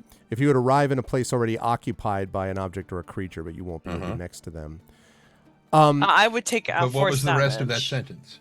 Oh, well, you and any creature traveling with you each take 4d6 force damage, and the spell fails to teleport you. So, that was. But was that's only basically the idea. travelers, not the. That's Yeah, right, it's not not the the people. person. Yeah, otherwise it would be a good idea. Yeah. There is nothing to prevent you from doing this, especially since the duration is instantaneous. It's a verbal command anyway. So I think you can do this. I think it's going to be a serious... No, let me rephrase this, because I do not want to seem like I'm shaping this decision at all. I think you can do it. I think what you'll need to remember is that when you appear, since you've never done this spell before, you're going to have to grab the person. That's going to be a dexterity check to do that. And then a strength check to basically, wrest him away, essentially, from her, all while not getting his throat slit. After that, then we can talk about the save and you taking the hit and all that kind of stuff. Those things, however, are not impossible. I wouldn't give you disadvantage on any of those, but they would be simultaneous checks. So you need the dex check to get your hands around the kid without, cutting his throat by accident, and then a strength check to pull him away from Snarla. If you succeed on both of those, if chat inspires for both of those, It's for example, near the end of the month. it is near the end you of the don't month. want to It lose is. your It inspiration. It is the end of the month, near the end of the month. Help that's me true. save But a who poor has it? kid. Who has inspiration right now? Who Oh, does have inspiration? Let's find that out. And one of the people who could detect that is hold on a second here. Wait a second. Uh-oh, Prince too late, Justin Prince is Justin. inspired. Oh, Prince! Oh, thank you, Prince Justin. That is very appropriate because now bear with me just a second. Because he is a prince.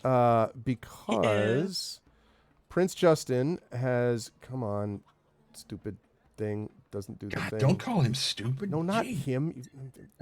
Okay. Right. This no. Why am I not able to? Right, I know about that. I know about that. I really don't think Aha! this is worth. Success. Okay, at least I think it's a success. What's a success? I just win? Prince Justin has been... Prince Justin, if you would reload, I believe you will see, if I did this properly, that Prince Justin has been added as our newest channel moderator. I've been thinking about doing this for a while anyway. And so Prince Justin has now been modded as a member of the crew. And I was planning on doing that.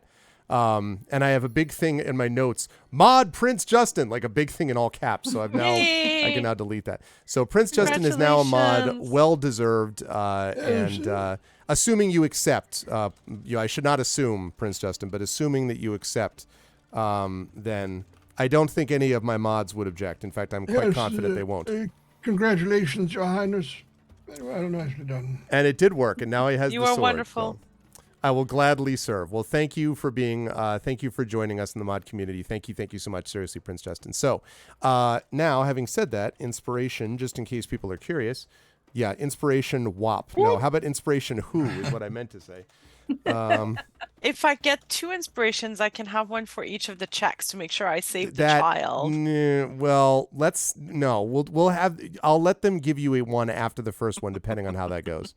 Okay, so here's who That's we've fair. got. So we've 'Kay. got, I don't think Hillness is here. I'm not sure if Nonstop is. However, I will say that Trend does have 2 inspirations I do. sitting in his back pocket. And you're allowed to inspire your colleagues, just not yourself. So, Okay. yeah. So anyway, so you could do that. So I will allow you to do that if you want, and I will let the party know that depending on how this goes down, regardless, we're going to be going into initiative right after that.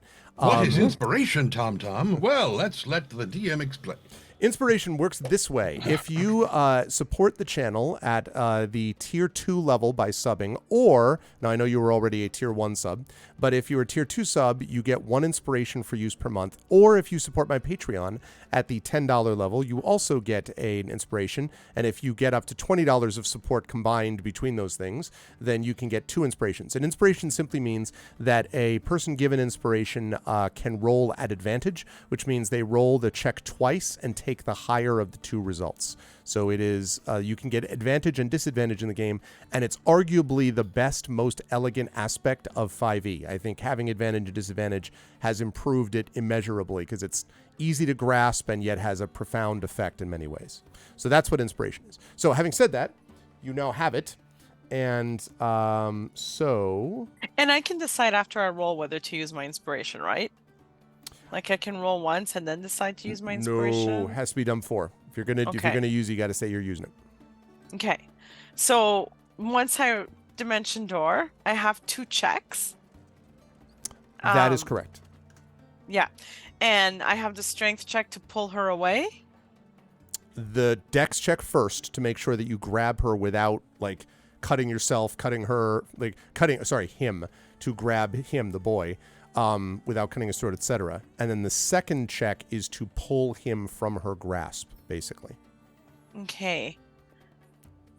So which of the 2 is more important? Your ability to successfully land on the sled, or your ability to get the kid away from Well, she'll land on the sled because of the spell. It's getting the knife away from the kid's throat, to me, is the most important part. Right. Stopping her from being able to stab. Even if you can hold it, I'll be there if my initiative goes off. You know? If it's a matter of her preventing her from stabbing the kid in the throat. Right. Can I No, I guess I can't simplify. I'm trying to think how I can simplify, but there's no way to simplify the motion to be just like, because either way, like... Yeah, you can explain it. I mean, if you can pitch it to me a different way, but I don't see any other way to do that. If you're going to, I mean, as it is, it's a little weird because you're landing behind them on the sled. So you're basically, that's what the dexterity check is for, is to kind of navigate, getting between her and the kid, and the strength check is to actually pull him free from her grasp. So that's how I imagine it in my head. I mean, I don't know if there's another thing you could conceive of, but... would it make more sense than if I'm appearing behind her to try to just grab both her hands and just do a strength check to pull her arms down and pull her right off her sled, take her off the sled? Yeah, why not? Instead of him. It's more of a... I would allow that as an option too, but I'm telling you it's going to be more of a risk to the kid. Okay, because I don't the want to knife miss is the being kid. held to the kid's throat. Like if you think of how they're being pulled, it's like literally like that. So to further answer Tom Tom's question real quick, it looks like this: you would wind up rolling 2 dice, and you would take the higher of the 2 for advantage. If you had disadvantage, you would roll 2 and take the lower of the 2. And yes, advantage still means you can miss the roll if both rolls are low enough. You're absolutely right. right. And technically, we just had that happen last time. That's right. And technically, you don't have to take the higher. You could theoretically choose the lower if there was some reason to do that. There are very limited circumstances where that happens, but once in a while. So, anyway. So, well, how does the team feel? Like, do you want me to try this, or do we want to try something else? Well, as you pointed out to me, it's not like they're going to all take us to Cruz. I know, And which we're not going to get her up, so... And it's a hell of a distraction, so I say go for it. Okay, so if you all get ready, and then we'll... Okay, so...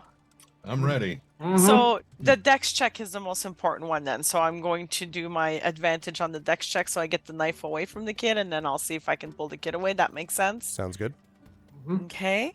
But if I succeed the dex check... That means that you've then extricated the kid from Snarla and the knife from their throat, basically. Okay. Which is really the most important thing. That's right, but you're still just letting you know. But you're still on the sled at that point. So the strength would be the thing to get them off the sled, you and the boy. Okay. Or you and her. But as I said, that's dangerous to the kid. Yeah, I just want to grab the kid and just fall off. That's fine. I can take the hit. Okay. The kid can't. Okay, perfect. So what the hell? You're all good? Yep. So here's All right, here- let's see this chat. Let's go. Can I get some have a hype in follow-up chat? plan, so- Can I get some hype in chat for this? Yeah, We Let's got go. it. Save the boy. Hashtag save the boy. that's right. hashtag don't fail. Okay, so first time using dimension door. Hashtag Okay. don't get the kid stabbed in the throat. Oh, sorry, it's a little Seriously. long. Sorry. Natural 20, natural 1. There Okay, you I go. can take. There you go, Trip. So Look at the that. rebel- Get hypes and hashtag save the boy. That's what I'm talking about. Yeah. save see? the boy. Okay. Hashtag save the boy. Let's go. Okay, I feel inspired by all of you, particularly Prince Justin. All right. Hashtag um, don't rule 2 1s. Wow, Thank you. That's. I feel a bit like that in my heart. Okay. Hashtag heroes. Oh, we got all the hashtags, Marie. We're all set. Just so you know, Greg, and I'll let you decide as a DM. Okay. Like if it comes to that I can't get the knife away, I would do whatever I can to like take the blow for the kid or whatever. Gotcha. Just so you know, okay? Like Gotcha. I'm going like saving the kid is our priority here Gotcha. right now. Do the whole Rob Roy thing and just wrap your hand around it. There you go. right. Yeah, Right. like Oh you know, I God, would. that scene is. I I finally know. saw that scene for the first time, like about probably Oh, 2 months ago, and dude. I was like, that's hardcore. That is so hardcore. And then Tim, what's his face? The other guy doing the bad guy was such a good. He was so awesome in that one. Tim Oh Roth? God, he was in Rosencrantz of Guild. Roth, that's yeah, it. Tim Roth. Tim and Roth, He was yeah. in Rosencrantz So of Guild's good. Turn Dead too. Yeah. I still haven't Yeah. seen it, so Oh, that no scene is spoilers. no, No I've seen spoilers. Rosencrantz and Guildenstern are Dead. I haven't seen the other one. It's Yeah, good. Rob Roy? Oh yeah. That scene actually outstrips the movie, in my opinion. Like the movie's fine, but that scene is so good. Oh Crazy. man. Okay, all right. So okay. What's yeah, anything so else? just so you know, like I'll let you decide how you want to do it, Greg. But that's what Maramay is thinking is no matter gotcha. what, like okay, I got you. perfect. Okay, so I give like I ping my friends, and I let Sky in on the plan as well. And Oh, you like, include Sky in that? That necessarily? You can do that. what? Up to you. Well, I say get ready. And so Sky kind of was like, looks What? up like, Okay, and I then didn't think that. Where did that thought come from? and I've already told like the 3 of them, like you guys have a better idea what stupidity I'm about to say, and I ping Nisha and I say, watch this, it's gonna be great. Uh-oh, now we're in trouble. Yeah. Okay, so I speak the words quickly and I dimension door. okay. All right, so you appear. Go ahead and position yours right behind Snarla. Also, hi to Rock God, who This came one, as right? well earlier on. Good to see you, Rock God.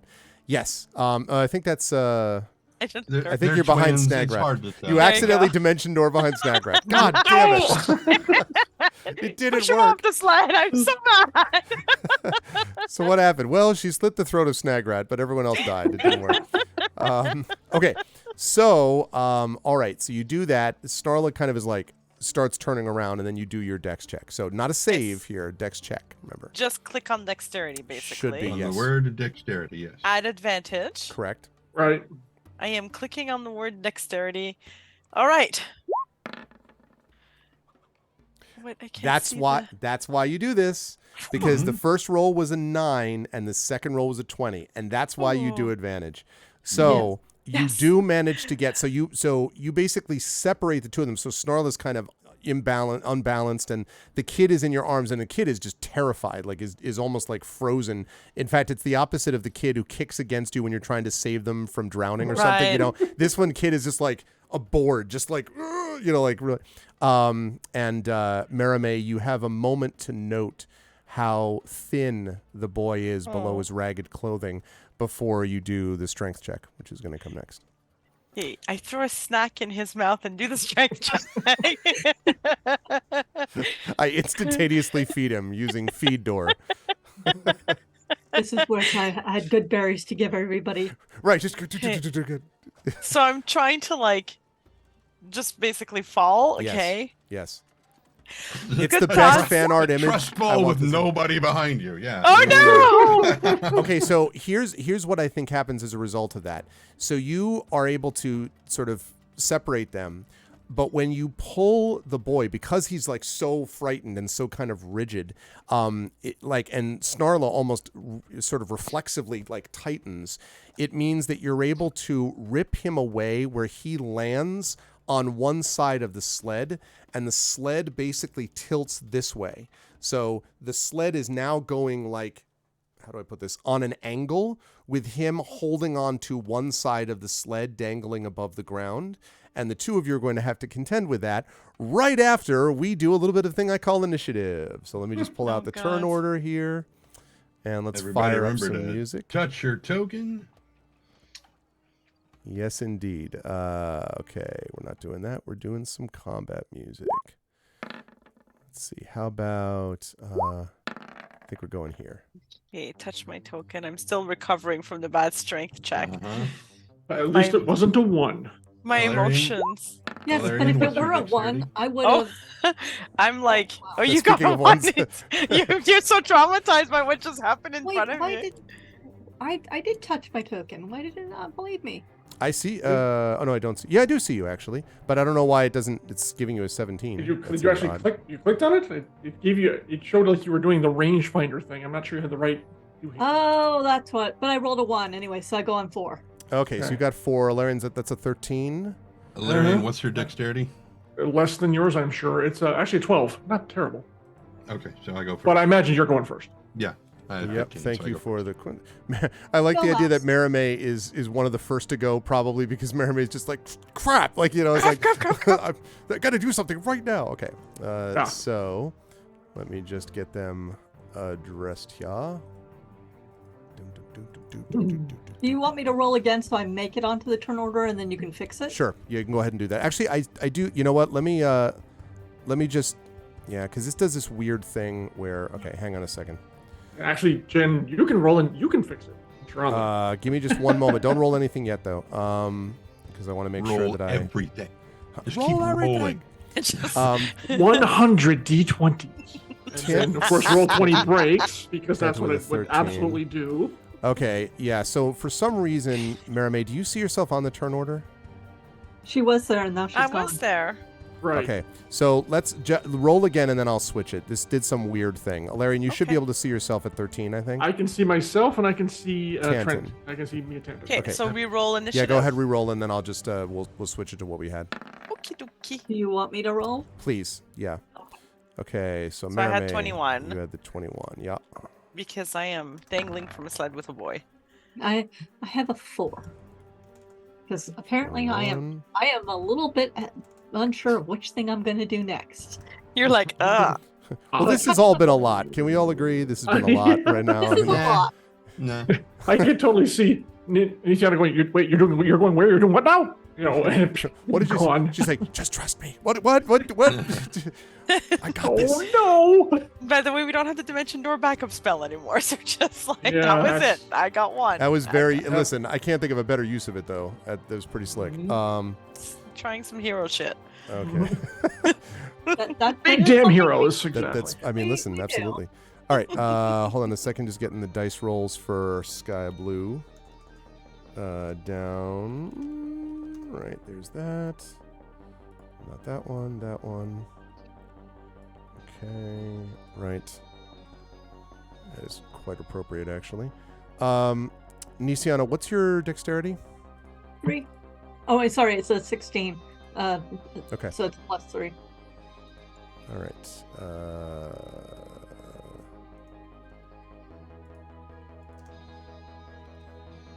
Okay, and we're gonna do that there. Okay, and Maramé, actually, never mind. Never mind. Okay, so there's that, and last but certainly not least, I don't have to put Spanner in this because Spanner is still in pieces. Right. So Spanner will be Sir not appearing in this picture for a moment. Okay, and Your size are smaller. Damn. Okay, never mind. I mean, I could strap his torso to one of the sword sleds, and he could drive that around and just bite people, but he doesn't have any legs right now. yeah, that seems perhaps not as effective as we would hope. Okay. Wow, that is okay.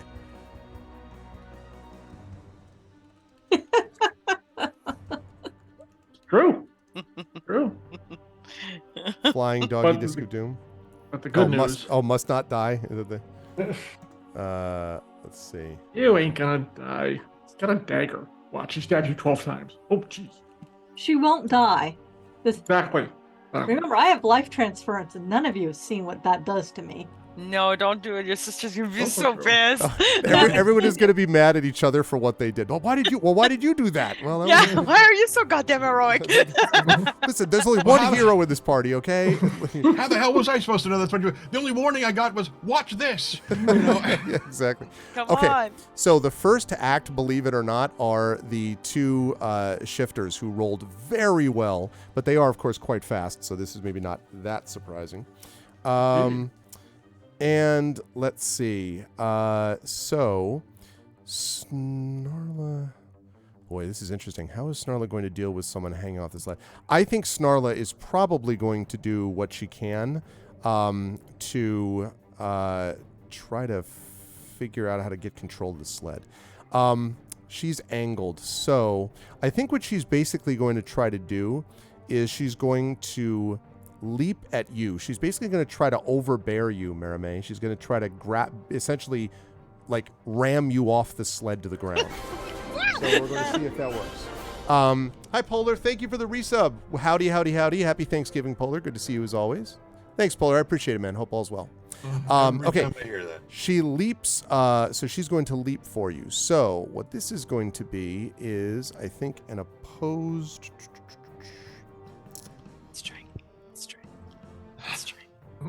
Not strength. No, not strength. Not It is strength. no, it is a strength. That's what a Damn it. overbear is. So wasn't You trying sure to be not coy. dexterity? No. Charisma, perhaps? I could charm I was going my to say way out. charisma, exactly. You don't want to hit little old me, do you? Oh no, we're friends. So many bigger targets around you to take your anger out on. Also, as she does this, you can see her face, kind of, her nose gets somewhat elongated. Her features almost seem to narrow a little bit and sort of yellow. And you can see as if she has become more bestial in nature, I think would be fair to say, as she runs at you to do this. So I need you to make a strength check for me. Not a saving throw, strength check, as she tries to basically get you off the sled. I am excellent at strength checks. Positive thinking. This is It's your a strength best check. thing. Ooh, wonderful. I am excellent at so many things. You're a bit below average at strength checks. Well, listen, you wanted to do this dramatic hit to the ground, so that's going to happen now. It's just that Can I instead of grab the child as I go so he comes with me? Come no, on, Greg. because you're give going me off the other child. side. You're giving off the other side. The good news is Fine. though, she's also going with you. She's literally Okay, overbearing. perfect. Both of you are getting thrown to the ground. Ooh, ow. So Brilliant. I'm sure that won't hurt. So, and I'm going to talk about the effect that has in the sled in a minute. But so she basically grabs you off and then you fall to the ground. So, she's not going to, you're not going to take any damage from her hitting you. You are going to take damage when you hit the ground though. So let's see, that's going to be 8, 10. Okay. So you are going to take, a total of 11 points of damage as you hit the ground with her on top of you. This is bludgeoning damage, in case you're curious. The bludgeoning damage of being bludgeoned against the ground. Right. And then she, with lightning speed, attempts to bite you. That's Now not this does nice. not this does not look like a were bite type of thing, but it's sort of like a savage kind of snarling attack. And that is going to be a 17. No, it misses. Okay, so maybe you just rolling around on the ground or whatever. She's like, you know. Now, when this happens, the sled, which has now gone off, you know, is basically back, goes careening wildly off.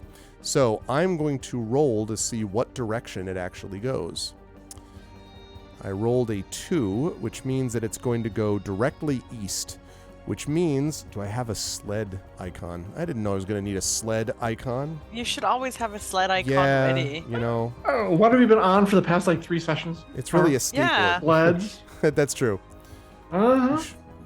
I Those saw of us this. who are in about the- to get snow, so I- we absolutely have sleds. I've heard about these unprepared GMs. I never thought I'd see the day. Tisk. I put in sled, and this is what I came up with. Huge. My not, God. That's not the Now, sled. put That's a not street where- urchin on it, and Yeah, there yeah, you no, go. We're not doing that. Just thought it was funny. Just slap some wings on that bad boy. Let's go. Yeah. Yeah, no, absolutely.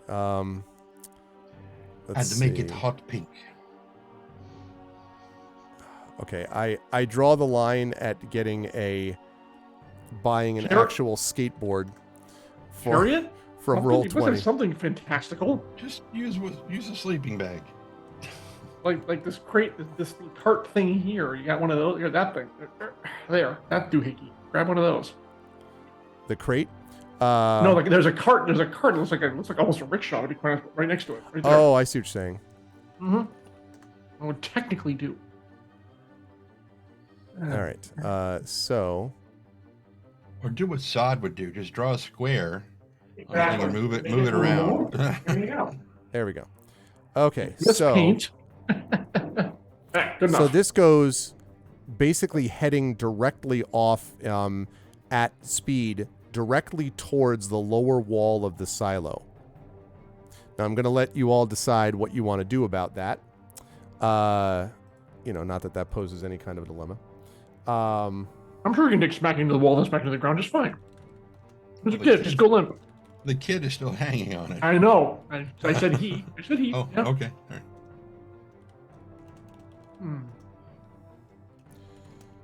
Had to be east. Okay. Okay, so that's going to be, we're going to be dealing with that. So as we go here, okay, so that's all that she's going to do this turn because that was plenty. Snagret is still on his sled, and with a snarl, if you'll apologize, snarl of his sister, no. With a snarl, he's going to go after, I don't think he's going to go after, no, because she's on the ground. So he's going to go after Alarian, I think, which is the big sort of threat right in front of him. So he is going to speed at you. Again, you notice the face lengthening. He has obviously shifted Alarian into a more bestial form. And as you come up, you can see that as he heads towards this, he's going to do these. He's basically going to make what is the equivalent of 3 attacks, and in his shifted form gets a bonus bite as well. Very fast. So 4 total attacks. 3 attacks with the sword and then 1 attack with the bite. So his first attack with the short sword is a 17, probably a miss. Nope. Okay. Second one is a 20, not natural. Nope. Third one is a 14, so that's definitely a miss. And last but certainly not least, a 21 with his bite. Just missed. Just missed. So he kind of is very frustrated. So he's just like zoom, zoom, zoom, zoom, and you're like sting, sting, sting, sting, blocking all these things, whatever. So yeah, 4 attacks, Tom in the shifted form. They are very fast.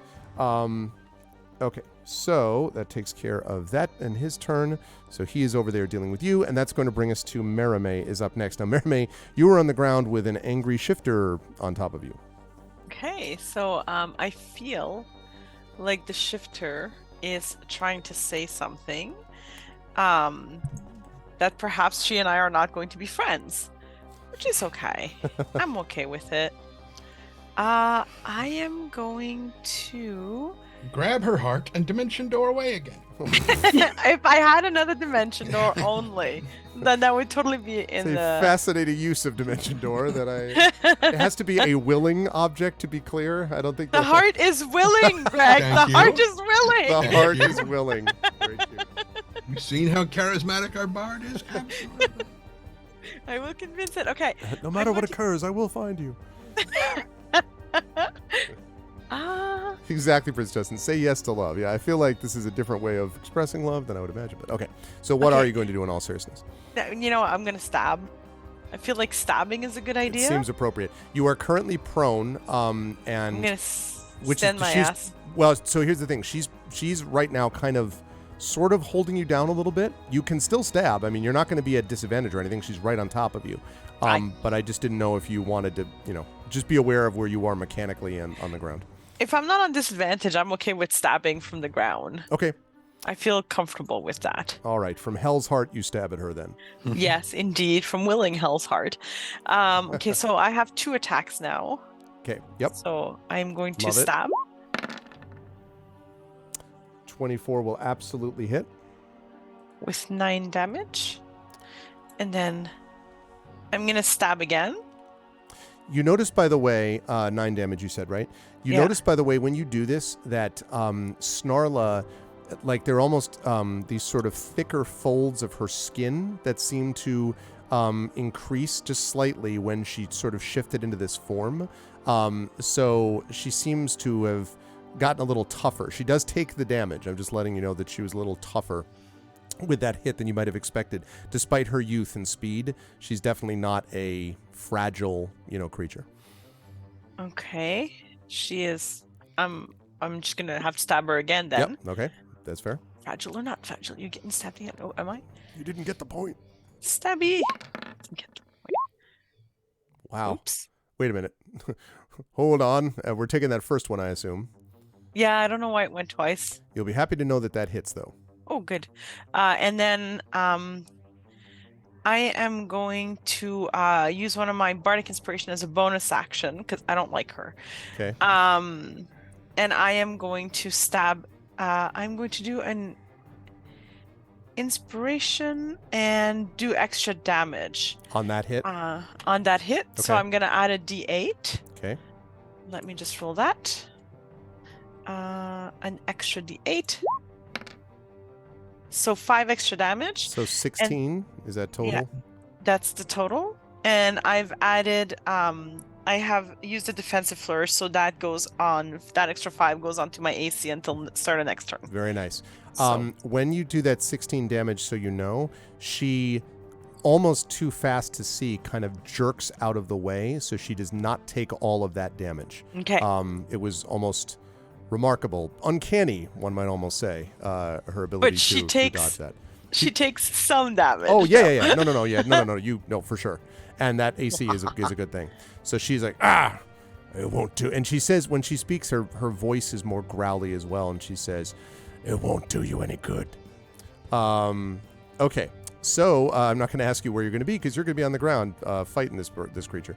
They're just gonna tumble around for a while. It's gonna be great. Okay. And so you hear a voice behind you saying, "This is no ordinary love." And Stormflower is going to do something to Snagrat. We're going to see if that makes a difference to Snagrat. It is not.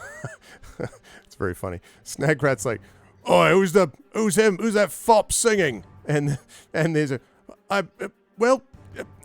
and he sort of like backs off and goes behind a wagon. Looks a little bit sulky, maybe Tantin, that his attempt did not work the way he had intended.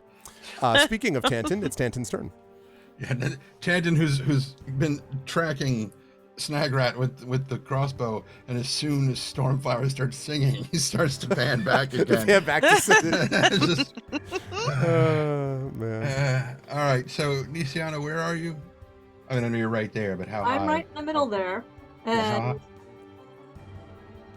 I mean, if you want to say something to me, we are still. No, how high off the ground are you? You would be the same as everybody else unless you wanted to be higher or lower, Nisiana. You were No, about it would have been same? the same. Okay, so you'd be to 20 feet then. Okay, Yeah. so Tantin is going to zip, because we said the sword sleds are 90 feet, right? 90 feet, yep. Okay, so he is going to zip under Nisiana and wind up over here, Okay, I love it. and he is going to shout at the boy, "Let go!" And he's going to cast Tensor's floating disc right underneath the sword sled. Ooh. How fast Oh, does nice. how fast does the Tensor's floating disc go? One action. Well, I mean, it No. doesn't. It stays within 20 feet of Tantin. All right, I got to roll initiative for the kid then.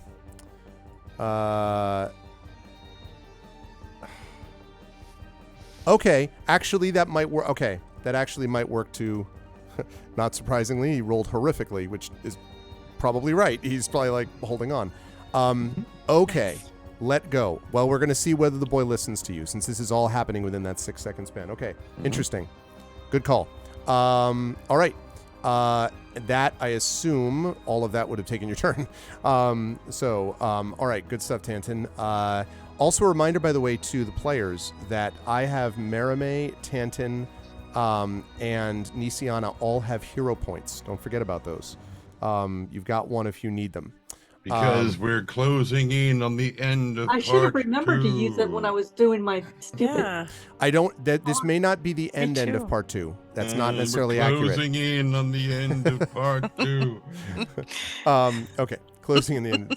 Part 7, all right, smart guy, of season Whatever. 2. Okay. He's fine. He's Okay, so Alarian, you are still up. reeling from Andor. Leave me alone. Alarian is up next. What would you like to do? You got Snagrat right on you. Oh, you're muted, I think, John. And you're muted, yeah. All right. It looks like the kid might be in good hands. Someone's handling him, so I'm gonna wheel into Shifter Boy. Okay. Mm-hmm. Oh yeah. And that's a natural 20. Woo! Oh yeah. All right. And he's now blinded for a minute. Yeah. He's blinded for a minute. Let's Okay. see. Why did that? Okay. What have they done?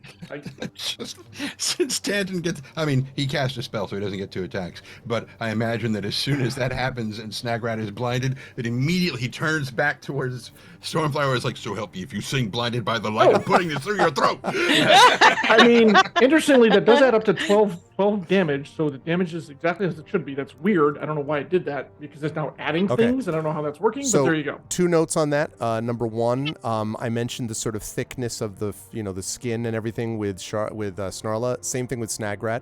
So he seems to have been a little tougher than you might have expected. He also dodges part of that. So he's still going to take damage, and he is still blinded. Wait, I'm sorry. He dodges a natural 20. He dodges part of it. He reduces the amount of damage it's taken. He does not avoid it. He just reduces the damage taken. It's like getting, it goes through the side instead of through a throat. Yeah. Okay. Okay. Right. And Next he is time, just blinded. Qui-Gon. But he's still blind. Yeah. Incidentally, Trent, the what Tanton hears from him instead is, "I can't find my way home."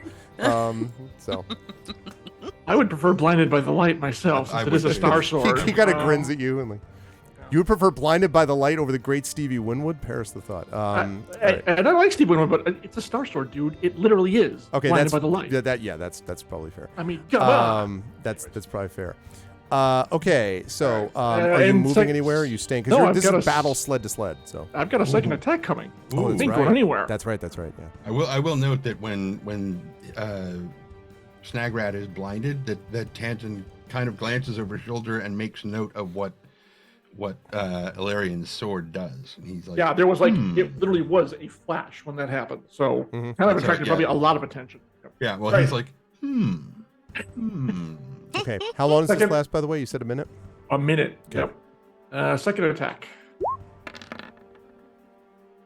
That's only a 12. That's probably not going to do it. Not going to hit. All right. Well, I scored the 20, so I'm in pretty good shape. Okay. Good stuff, Valerian. You are continuing to stay there close to him. Now it is Sky Blue's turn, and I realized I didn't bring Sky Blue over from the map, so let's fix that problem. Where's my Sky Blue at? There we go. Copy. Paste. Oop, paste. And also, I should have brought over Stormflower. We cannot forget him, can we? No. We Try. could if you, yeah, we were working on it, but you We like want a barnacle. Listen, I know what the people want. Okay. by I'll let the that go. people, you mean only you. Oh. Okay, now, Sky Blue was last to react and is kind of down on the ground. So, what she does, let's see. Wait, I'm the last one to react. She is right. That's true. You react slightly. That's true. Yes. Actually, the boy Slightly is less later after. the boy is technically the last to react. Actually, but so let's see. I'm trying to decide if I want her. If she's going to go running after. I think she's going to go after Snarla here. So she's going to come running up on Snarla, and she is going to, as you like to say, stabity. Is Down that with considered her a flank? dagger. No, because the situation that she's on, she's having to be careful not to stab. This is what I was hesitating about. She's trying not to stab Merame, because she's like right there. So I don't think they're in a flanking position. So let's see. She's going to take 2 attacks. She's going to hit with both, which is nice. And that is going to do. Wow, she is really upset. She is going to do 12 points of damage just then, just so you know, on Snarla, who snarls appropriately. Okay, and she did not have a chance to see that because she cannot dodge out of something she didn't see coming. So she's going to take all of that, and that's going to lead us to Nisiana. You are going to be the second to last to act, except for the boy hanging onto the sled. Okay, so my action is to cast Spiritual Weapon right here Okay, and smack him upside the head. I'm going to bring that over too. How many of these do you have left, by the way? I actually have 2 more, and I have a ring. You have a what now? I have a ring given to me by Mia Tantan. Oh yes, well that's true. So I have 2. So technically, I have 3 more spiritual weapons because I only used 1. That's true.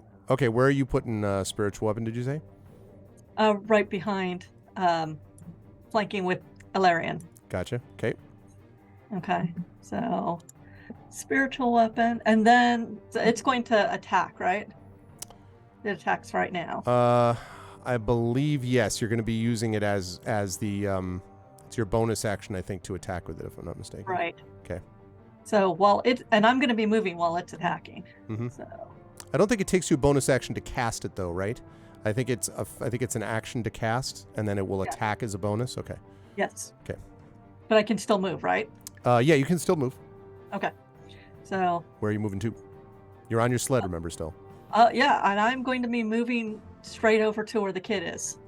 Okay.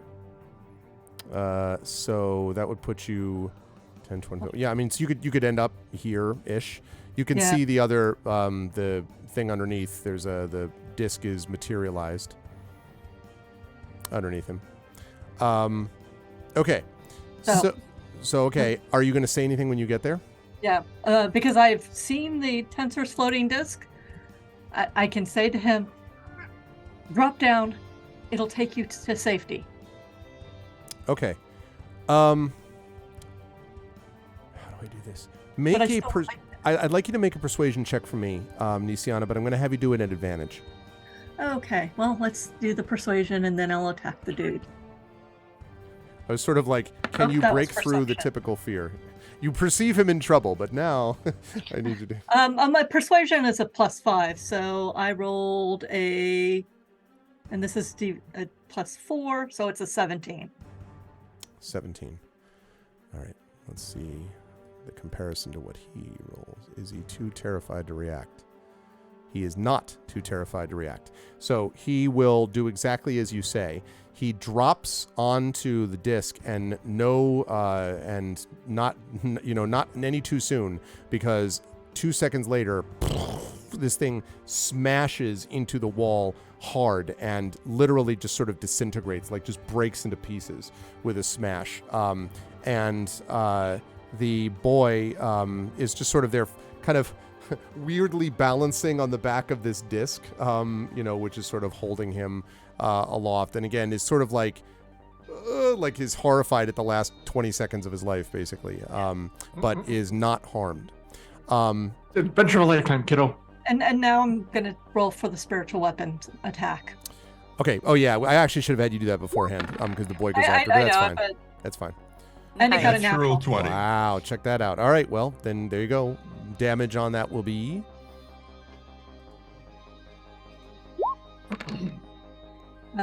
So be max. So 16, or no, 10. It's 2d10, really. 2d10 Wow. plus Wait, wait, you rolled Sorry, 2D, no, it's- 2d8. 2d8 No. plus my wisdom. Oh Wait, yeah, I my- guess she did. That's yeah, right. it is Yeah. 2d8s. Yeah. Wait, why did it show 10? It's something, they also upgraded something and it's doing it weirdly. So it's 2d8 or it's 2d10? Hang on. It would be, I don't know, because rolling it's supposed to be 1d8 plus wisdom Hold on, let's double check. It is. It did one. It rolled the two. It's 1d8 plus 4, which is the. It's 1d8 for every 2 slot levels above the second. So I did it at second level, but what it did was it took the 6 and added my wisdom to it, and then for the 7 it just rolled 1d8. So it's a total of 17. So okay, so I'm curious. So you said, because if you're doing it at second level, then that would be 1d8 plus your spellcasting ability modifier. Which is wisdom. Right, but not 2d8. It's No. 1d8 plus your mod, whatever that would be. Because it was a natural 20, it rolled the D part of it twice. Right. But what I'm okay, that's fine. So in other words, it should just be doing maximum d8 plus your modifier, whatever that is. Right, because this is 13 plus 4, which is wisdom, which is 17. But Jen, No. you don't get the double dice. You don't get the double dice. In ours, it's just maximum die damage. I'm maximum- sorry. Yeah. Then that's another D20, roll 20. So Yeah, it it's is a roll 20. So that's no problem. So your modifier is 3 normally, is that 4. right? Or 4. So that means you did 12 damage basically, is what we Yes. just did. Okay, that's cool. Nice. That's a lot of damage. Yay. Yeah, wow. Okay, Right. so it's going to take all of that and cut into And- that tough skin. Oh, Rockhead wants to know, what is the spiritual weapon that you're using? Like, what is the physical, what does it look like for you? Soup ladle. It is not a soup ladle. It is most likely a caduceus of 2 dragon heads. Ooh, nice. That's cool. Cool. All right, so you did hit with the spiritual weapon. Then we did the thing with the boy and all that stuff. Yep. Okay, and that's now going to bring us up to the top, where Snarla is going to go first. Now, Snarla has got someone behind her and everything else. I think she's going to continue to focus on Merime that she's directly dealing with at the moment. So she is going to attack you as previously described with the other one, now that she's down on the ground, 4 times. 3 times with the short sword and 1 time attempt to bite you. Come on, armor class. Yeah, I know, seriously. Okay, so and begins by critically hitting you. Well, that's not a good start. Second one is a 26, That also hits. and the third one is 19. Okay, well that totally doesn't hit. Haha. Okay. So there, okay. Yes. So for the non max damage thing, it is going to be only 5 points of damage. Then the max damage on the other one is going to be 10. So 15 points of piercing damage, and then we're going to do the bite. So this person is obviously skilled in combat. Okay. Okay, and now is going to attempt to bite you That's rude. with Like- a 19. That misses, and it's still rude. And it's still is rude. Okay. Also, what is your normal AC, Merime? 18. Okay, didn't you have the +5 from the Yeah, so I'm defensive at flourish? 23. So that means one of those should have missed, shouldn't they? That the max damage hit you, obviously, but the crit hit Well, then you said you rolled a 26 and then Yeah. two 19s. Yeah. You said 26, you Oh. said max, and then you said 26, Oh, and I then you did say said that. 19. That's right. and then- Because you rolled it. Yeah, Yep. that's right. Yeah. Never mind. Sorry. I mean, no, Uh, you're right. I was no exactly. I was trying to make sure Wait. I'm being fair. Okay. Can I roll deception? No, okay. Yeah, exactly. And the role Okay. of devil's advocate is me tonight. Oh. So she's going to do that now. As a bonus action, she is going to. Let's see. Actually, wait a minute. What does this Can she person do- have? Yeah, let me double check on that bonus action. Actually, she may be able to do that. No, she can't because she did her. No, she already did her attack. Her bite Did she do attack. her flurry of She did her blows? bite attack. That's a good one. Okay, so that is her turn. She's going to stay where she is. She might end up trying to get away I had to from trend. I had to. this combo I know, later on. yeah. Okay, battle. Let's see. Fritz Justin. That's a lovely spiritual weapon. When the world was young, we only got plain hammers and liked it, but now we really enjoy having spiritual weapons of all shapes and sizes. That's very funny. How the world has changed. Exactly. Okay, now Snagrat is going to furry of blows, so to speak, Ilarion. Keep in against mind, you. since he is blinded, all his rolls are at disadvantage. Yep. So first First. roll is going to be a, let's see, 24, 23, which means a 23. Actually, we'll hit. Hey! Actually, better blinded than. Yeah, I know. That's, Yeah. that's where I live. He's like Rutger All Hauer right, in Blind Daredevil. Fury. I know. He's Rutger Hauer in Blind Fury. That's where I live. Exactly. Okay. Right. So that was his first attack. So he's hit once. Second attack with the short sword is, yeah, he's definitely not going to hit on this one. That would be a 11. And then the third attack with the short sword, he critically hit, but he also at disadvantage rolled only a 17 the second time. So, Oh, not gonna make it. so he did not critic. Okay. So, and then we'll deal with the bite. So he's hit once with the sword, and now we're going to see about this bite. Rude. Quite. And that's going to be a 12. So he just hit with the short sword. He kind of licked you. Yeah, pretty much. Basically. That's Exactly. impressive, though. He actually hit me once. He does 800. No, just kidding. He does 6 points of damage. Now, you had 13 out of 22 on your Aegis, is what I had last. Are you? Yeah, I'm gonna put that all into the armor. All right, so you got 7 out of 22 left there. Correct. Yep. Blindness saved you. Yes, it did. He was saved by the blind. Okay, that's gonna lead us to. Let's see. What is he gonna do? Molded by it. I was molded by it. He is going to. No, he's not going to do it. No, he's going to do what he's did. That's all good. Mermaid, you're up next. Okay. So I am going to very friendly smile up at her and say, "No, I get it. It doesn't hurt as much. How about this?" And then I'm going to cast Dissonant Whisper at level 3, baby. Level 3 Dissonant Whispers. Okay. Okay, hang on. Let me get to. Never gonna mock again. Where's my Dissonant Whispers? There it is. It sounds like my cat meowing in her head. Okay, so Exactly. I was born in the darkness. You were barely adopted. wow, the worst like. So you have to do a Wisdom saving throw. Yeah, did not make that. Okay, so you only take sadly 8. Is that correct? Is that my damage that's rolled there? You rolled a 2, 2, and a 4. Wait, how? That I don't know why you rolled a Remember- billion dice, but I don't know. Do you want me to roll the damage separately? She didn't or- roll a billion dice. Rolled 20. roll 20 did. Yeah. Twice as many Yeah, no, dice. that's right. 2 and 2 and 4. It's doubling the damage dice for some reason on the screen. Don't just Yeah. ignore it. So yeah. it's But it 2, should 2, and be- 4. Yeah, I got it. That makes sense. 3d6. But it's psychic damage. 3d6 plus 1, so it should be more than that because I did it at level 3. Oh, that's So true. it So should he be should actually 5d6. 5d6, right? So you want me to roll it Yeah, roll the separately or- additional 2 dice. Roll the additional Okay, 2 dice. So okay. we got 2 and 2 and 4. Wow. Man. All right. So as a total of what? 11? I think it's 11, yeah. Okay. 11, and then that triggers her frightened.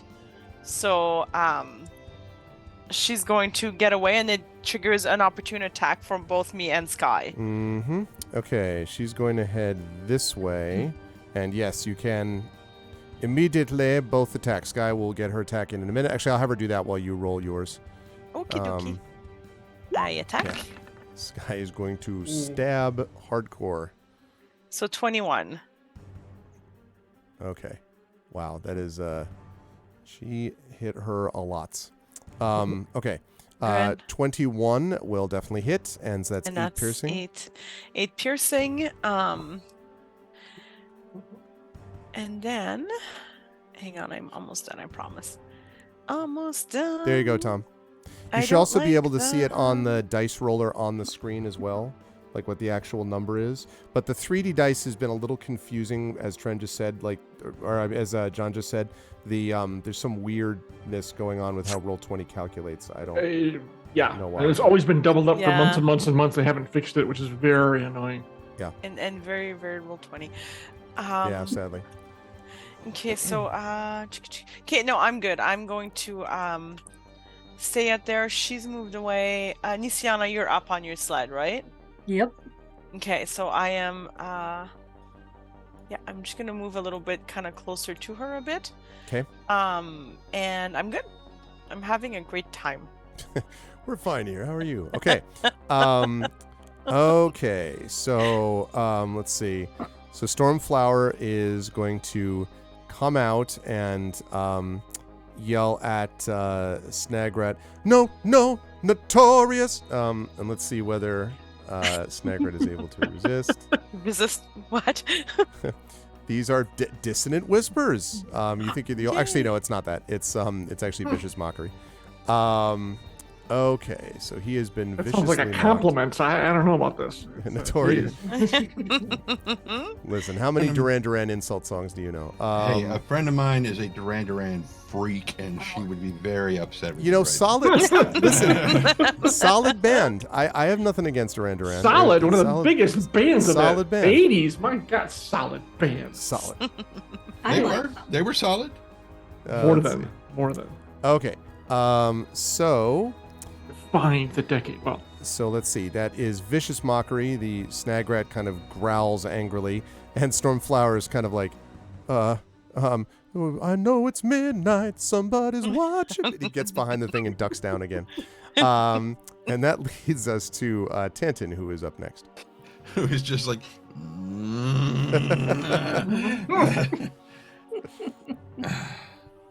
Okay, so There's the a- boy is on your disc. Yeah, there's a certain there's a I don't remember who makes it, but there's a water sprinkler that's motion activated, and like raccoons will go through the yard, and it just it's just that's kind of how Tanton is feeling. He keeps turning towards it. Anyway, thing right. So the kids on the doohickey, not splattered on the wall, so good job, right, people. right. So Tanton is going to. Where is Snarla right now? Snarla is on the ground, like standing, and is about 10. What is that? 5, 10. 40, about 40 feet away? No, because these big squares are 10. So about 12. Oh, from you. I'm sorry. Yes. From Tantin, about 40 feet away. Yes. But she's Exactly. not prone. No, she's not. She's standing. Okay. Then he's going to use his fire his crossbow Okay. at her, because he has had just about enough of this shit. Okay. And so, bink. 12. Okay. 12 is not going to hit, unfortunately. I didn't think it would. Sadly. So it misses, but maybe more from Snarla kind of like running away wild-eyed rather than anything, or wide-eyed and wild-eyed rather than anything else. Okay. Tantin, by the way, are you able to control as a bonus action? Are you like lowering the disc to the ground, or like how are you? Because technically the disc is like hovering. I don't know. He would have to move down to the ground, and the disc would follow. It stays 20 feet from Okay. him. So your call then, how you want to handle it. He's actually going to, with his movement, go over to the disc, because it'll Okay. stay there. It doesn't Right. stay 20 feet, it follows him at a distance of 20 feet. So he's going to go over to it and be like, come on. Like over to here, basically. Okay, so you're Over going to try to where get the the boy kid- onto the sled, onto your sled. Right, onto Okay. Come with me if you want to live. Come Kind with of, me. yeah. Okay, we're gonna Schwarzenegger this. Right. All right, so we'll see how the boy reacts. Actually, On the disc? Come on, man. It works perfectly. yeah, it's true. No, it definitely is true. We will see. Get to the source sled. All right. We'll talk about that we'll see what the boy does when it comes to his turn. Okay, good stuff. Alarian, you were up next. Yes.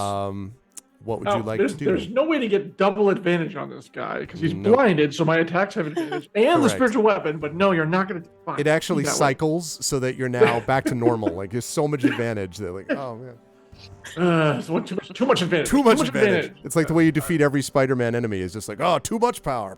That's, You know, that's right. All right. Attack 1.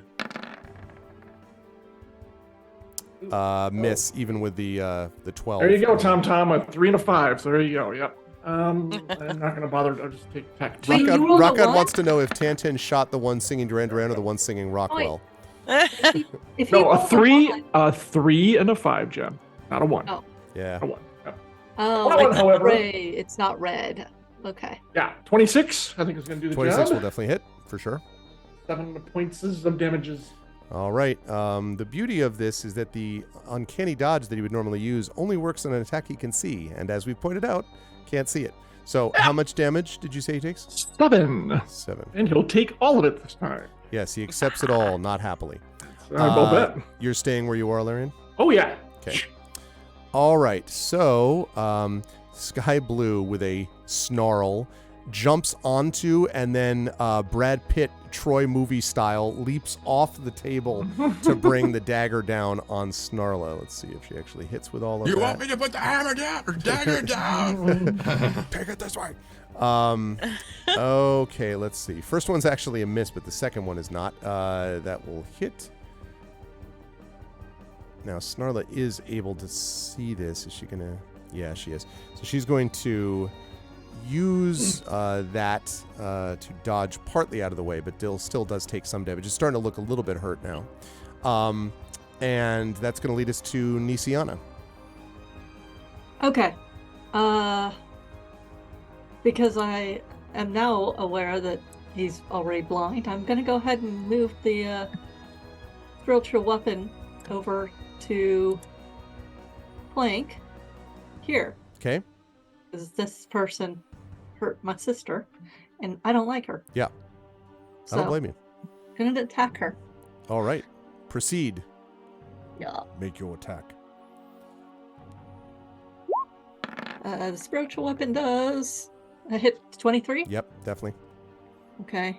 I don't know if the roll's going to work, but we'll see. I think that worked. So that's, yeah, it should be right. So 10 Yeah. damage. 10 force damage.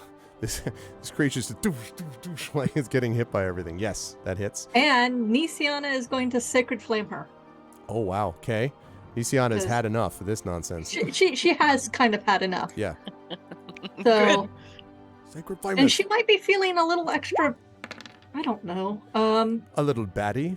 I'm sorry. little batty, a little aggressive, a little, No, little we're savage. Doing this on a wing and a prayer, maybe? no. Yeah. So she has to dodge the flame. Got him. All right. So what was that? Maybe he's coming out of hell, perhaps, maybe? Exactly. Oh, Like a bat out of hell. Oh my God, we haven't had enough meatloaf in this singing Y'all competition. No. suck, just for record. That completely and utterly fails that dex check. Good. Actually, wait a second. Let's see if she gets any benefit from this. Oh, no. All right. Well, so only have... Okay. It does have a particular skill called evasion in shifted form. So we'll lower the damage, but will not reduce it completely. Does that use her? Does not use a bonus action. No. Evasion is No, separate. her reaction. No, it doesn't say it that. It's subjected to an effect that allows it to make a dexterity saving throw to take only half damage. Which would be uncanny dodge, which is a reaction. But there's a separate. The uncanny dodge is separate though. There's Yeah, also evasion. Yeah, that's a different thing. The shifter has both. It's unusual, and it's because of the shifted form that they get both of those together. It's unusual to be loved by anyone. Not unusual. It's not unusual, sir. Oh, so it's unusual for me. Okay, fine. Aww. Oh. Oh, that was nice. Thank you, That was everybody. that was 8 heart damage. Okay. So total amount of damage would have been 9, so it does not take as much, but still is starting to look quite messed up now. Okay. So, all right, good stuff with the Sacred Flame. The Flambe. You have already moved, I think. Actually, have you moved, Nisiana? I guess you haven't yet. I will probably lower down to, not probably, I'm just going to lower down so that I am, if my sister Just wants bring to the jump sword up. sled down on top of her head. I'm sorry about the dimension door thing, okay? Don't ever do that If she would- again. Huh. If she would like to get on the sword sled with me, she can. She wants to take it from me, she can. It's like, Gotcha. You were sweet. I'm probably going to go bash on her again, but I like that. Thank you. Okay, and now the boy's reaction. The boy is, in fact, going to, with trembling hands, climb onto your sled, basically, and then hold on like death, just like kind of gripping, like literally almost like arms and legs like around the sled, you know, type of deal, like holding onto an inner tube on the water or something. And okay, so has done what you wished. That's going to bring us up to the top of the round, and let's see. Snarla, I think, is going to do this. So Snarla, given where she is going to attack Sky Blue. She's going to attack 3 times, but is not going to bite this time for a reason I will describe. So she's going to attack But she's gonna unhinge her jaw and try to swallow her whole. Greg, Yeah. just so you know, the first hit she hits, I'm going to silvery barb her. Okay. So far, she's not doing so great on the hit. Okay, but perfect. let's Just see. in case you were going She through. did just hit so. once. So, so remind me about Silvery Barb. So here, I will put it up. It means you get to reroll. So yeah, you have to re-roll that one. So I basically go, I don't think so. Okay. So you have to re-roll that one. That one is higher, so you probably want the lower roll, unfortunately. Yeah, the lower one is good. But I am going to give Alarian advantage on his next attack roll. Gotcha. Because Okay. he's with the other guy. Yep. Yeah, I like But Silvery wait, Barb. I already have it. Give it to Sky. Oh, you already have advantage? I already Okay, have I'll it give it because to he's Sky. She blind, was yeah. my second. Blind. Yeah. All right. Okay, so I'll give it to Sky then. I'll say, There here you you go. go. Have fun beating on her next time. Exactly. Okay. So, having done that. I let a good advantage go to waste. No, that's fair. Thank you for reminding me. Not a problem. Okay, so and is going to hit 4 and this is okay. Now Sky had already taken a little bit, not a ton of damage, but that blow doesn't look like she's like near death or anything, but has definitely taken a few hits, including that one. And the reason that Snarla is not going to bite is that what she's going to use her bonus action for instead of the bite is to disengage. So she's basically going to back up to, let's see, disengaging. She can really only go. She's probably going to back up, I think. So she's going to slide here. That's still within range, and she's going to back up. So she'll disengage to here. So what she's done now is she's placed herself. The spiritual weapon cannot get behind her this way. So you know, Nisiana, because she's like literally up against one of the tents. It could still get here, but is clearly trying to like reduce the angles from which she could be flanked, basically. Okay, and so Snagrat's turn to flail wildly in his blinded state. You tagged me once last time. So let's see, 3. Nope. Sword attacks. Those are awful rolls, except for that last one's not bad. 22. I just go to the attacker or the defender? To the attacker. Meter beat. Yeah, he did, but I'm going to spend a soul die to defeat him. Okay. Since I only got to roll a 1, I do it automatically. If you want me to roll it, I still will. Yeah, you might as well. Actually, 6, 6. which I think lasts until the end of the turn. So actually, my armor now goes up to 28. Wow. All right. Yeah. Well. Let me see if that's true. But he missed. Let's put it that way. Okay. And let's see. The last thing is his bite. Actually, he would have had it. Wouldn't have mattered anyway because he would have had a 25 or a 17 because he's still attacking disadvantage. Right. But with the 28, it wouldn't have mattered even if he hadn't had disadvantage. So that one is a miss. Okay. He still is not going to disengage yet, partly because he's blind. All right. That's going to lead us to Merme is up next. Okay, so I need one cats like this. Bloop. Okay. Go here. All right. Well, he would have actually, just to let you know, it's only against a triggering attack. I would have had to spend another die. Yeah.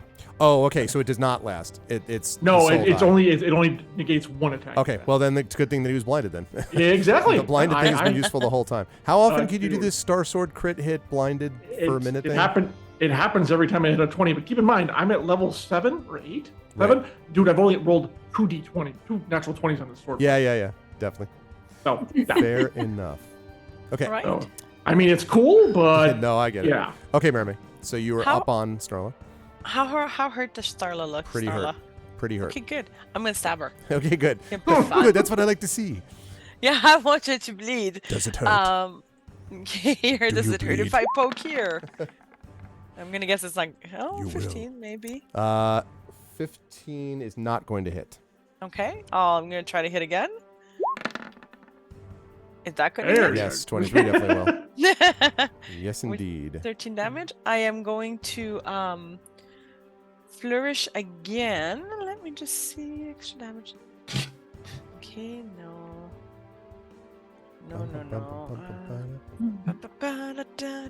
Okay, I am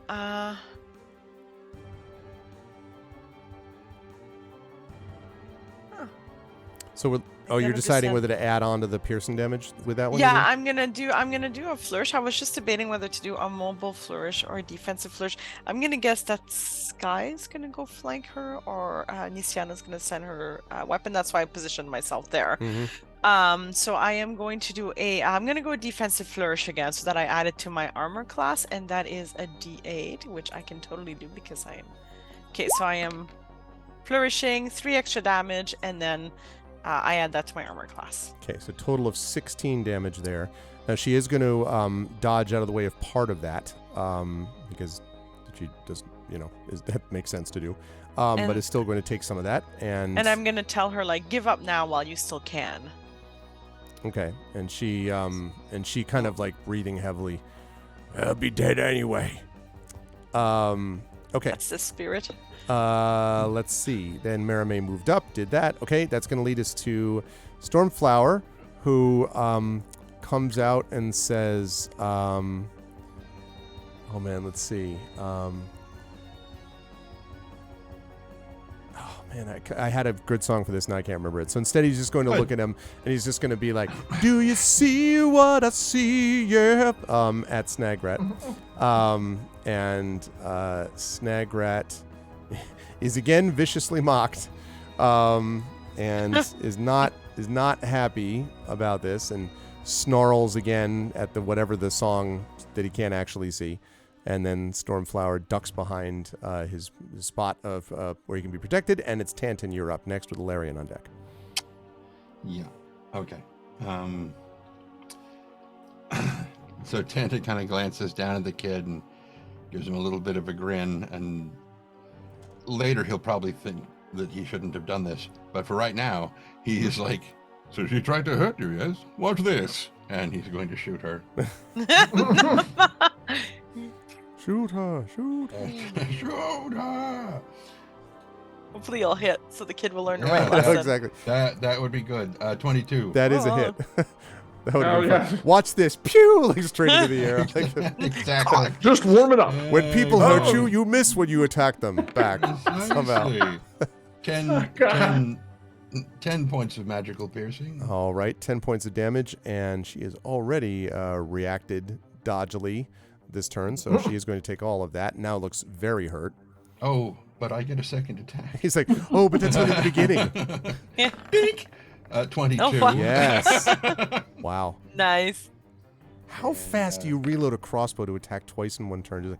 Just like, I know, right? It's It's the a little, magical yeah. crossbow. I know, It I has know. repeating shots. So as soon as he fires, the bolt hits, a new one reappears in the thing, so he doesn't have that's to load right, it. yeah. Basically, 9 points of magical piercing. yep, and that second one, literally, and the boy watches wordlessly as the first one hits. She goes flying back. You load the second one, right through the throat, and she just falls backwards onto the ground dead. And the boy kind of looks up at you, and then like gives this little smile, like for the first time that he's actually seen the whole time. Don't Yeah. ever do that to people. What I just did is not for children. Unless they deserve it. I like the idea that you don't think about that afterwards. You're like, you probably shouldn't have seen that. I'm That's sorry. right, exactly. Don't tell your parents. I'm I know You mean she's the right mother who's there and just she watching? watched exactly. The mom is right there. She's like, this is just our What are you secret. I teaching mean, my son? and all of the refugees surrounding us, staring at us in the distance, but still. Now go and eat her. No, wait, never mind. I give Tenton a thumbs up. Yeah. Okay, so good stuff, Tanton. And so Tantan's going to start moving down. Okay. In that case, Alarian is up on deck with a blinded shifter remaining.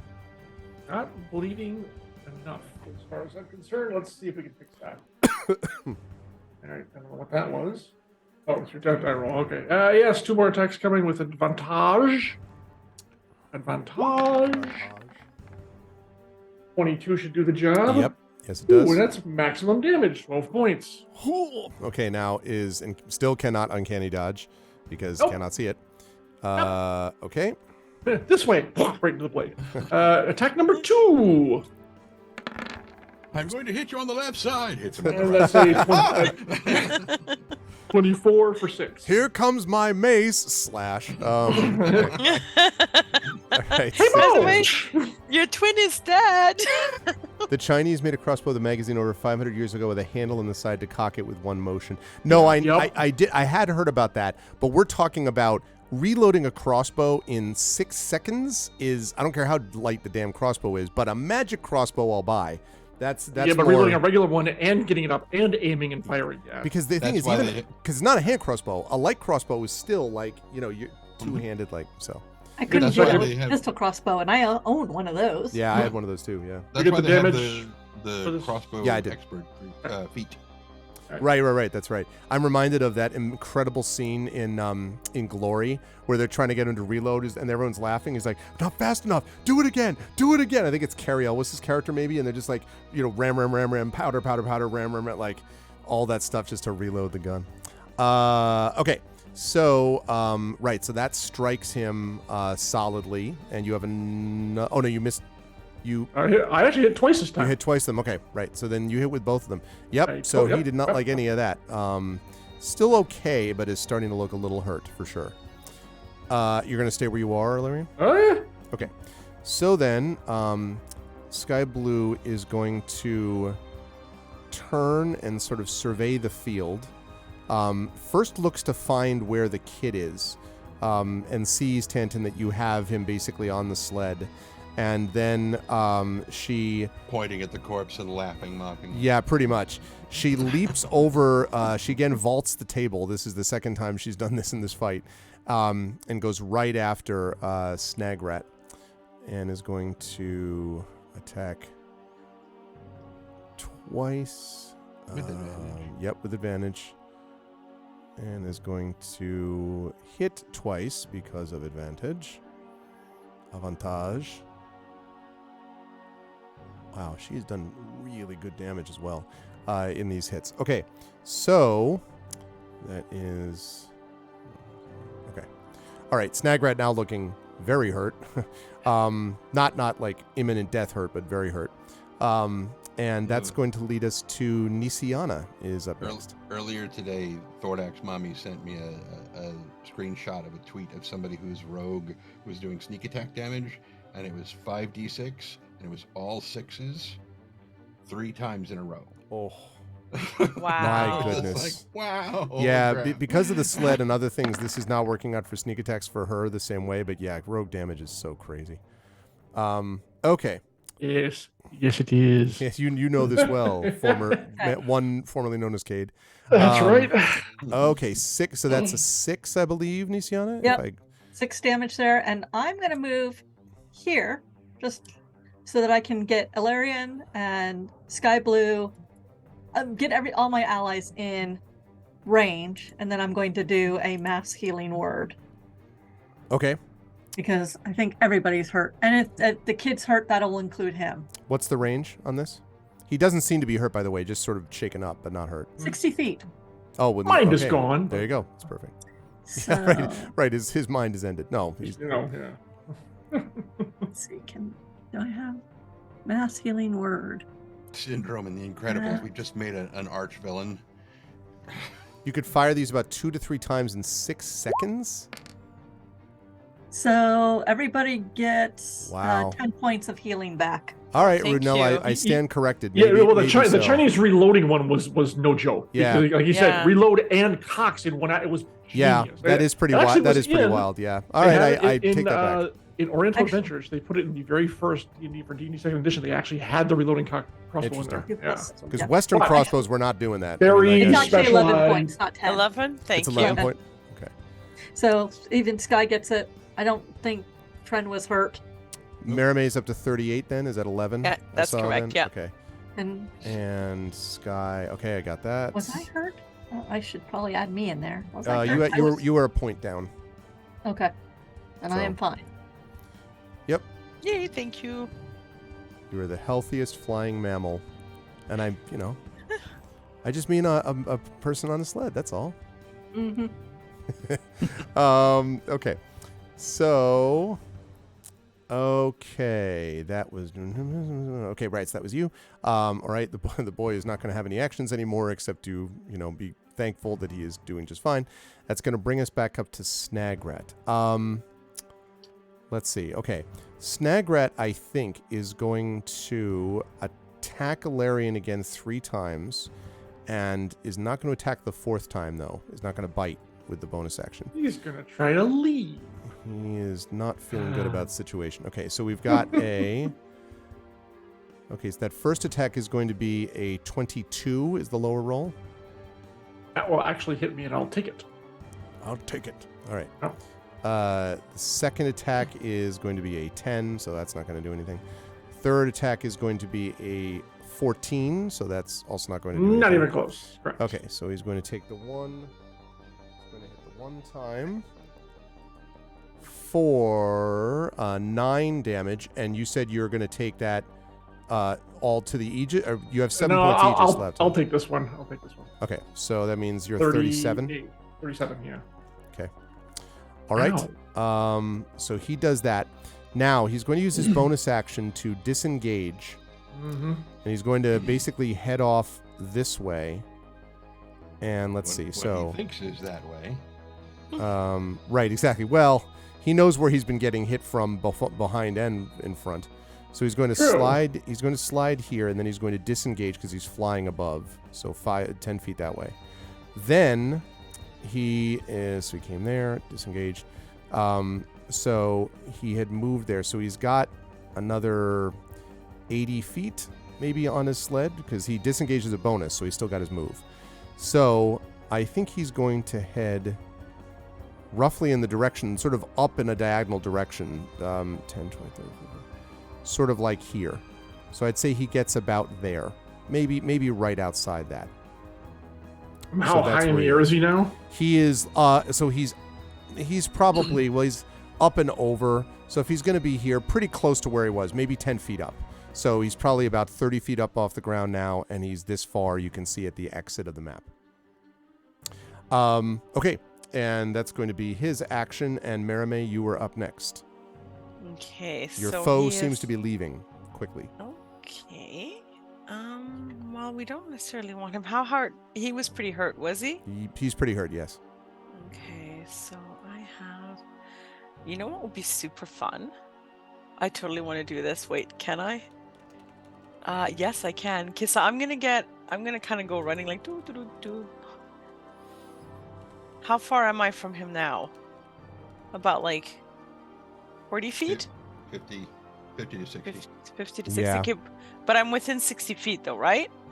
I would think so. 10, 20... Yeah, because you're still in the ground, right? Yeah. Probably okay because he's up diagonal. Yes, I think so. You know what I'm going to do? No. I'm going to cast Shatter on his board. I wondered if you were going to do that. I wondered if you were going to do that.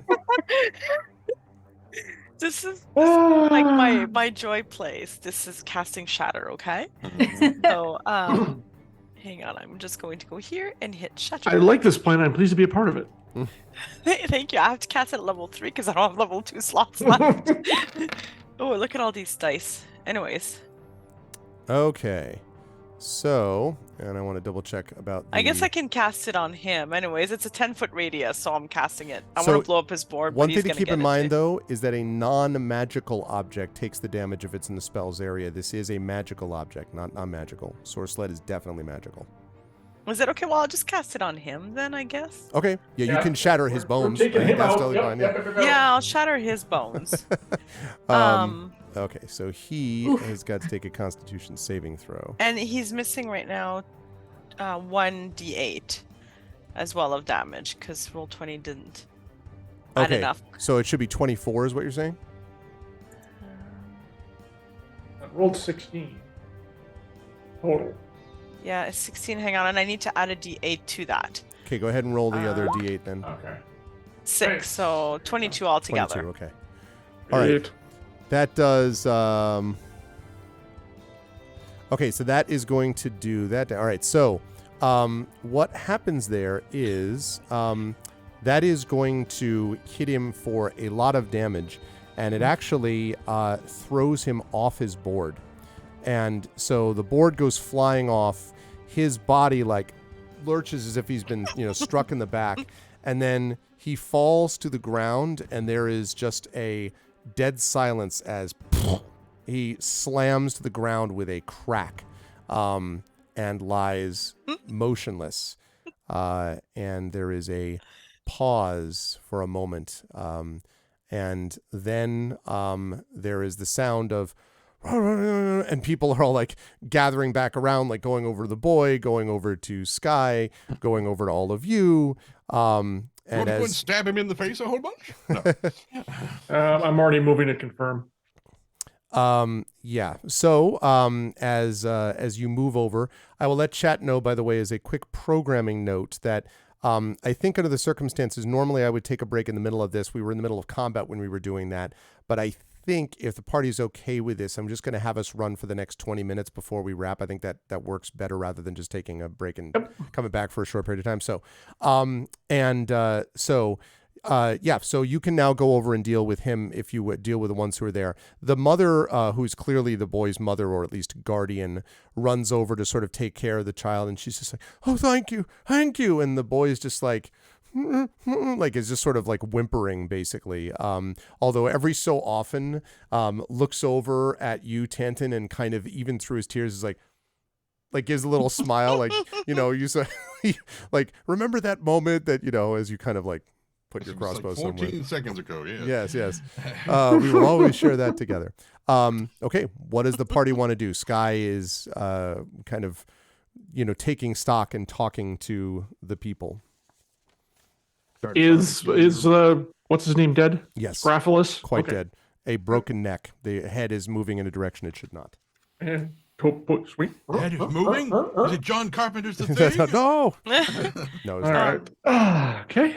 I want to go to Sky and just kind of lean in and say, perhaps if you can get your business done here and we can leave, that would take some pressure away from the people here. And she nods and she says, I already thought as much. I owe you people again. Thank you. And she goes over and starts, and she pulls out on the back of, in her cloak, she's got this pillowcase, basically, which is filled with some kind of like material and stuff. And you can see that she starts dishing out sort of silver coins and gold coins. And the people, like, you can tell, Maramé, that like the expression of these people, I don't know how to describe it. It's like, here, have this item that has never existed before. Like, the idea of it, even seeing a gold coin of any kind, let alone actually having one, this is something which it might take them 5 years to earn enough, right, to be able to make down here. So this is an incredible amount of largesse that she gives to various people. Are you saying they're thunderstruck? Yes, I see what you did there. I'll shoot him. I swear to God, I'll shoot him. Arudnell was doing that, meanwhile, in the middle. He got bored, he's dead tired, needed to crash. Exactly, Arudnell. And yes, it is kind of when you give a kid a toy for Christmas at a homeless shelter.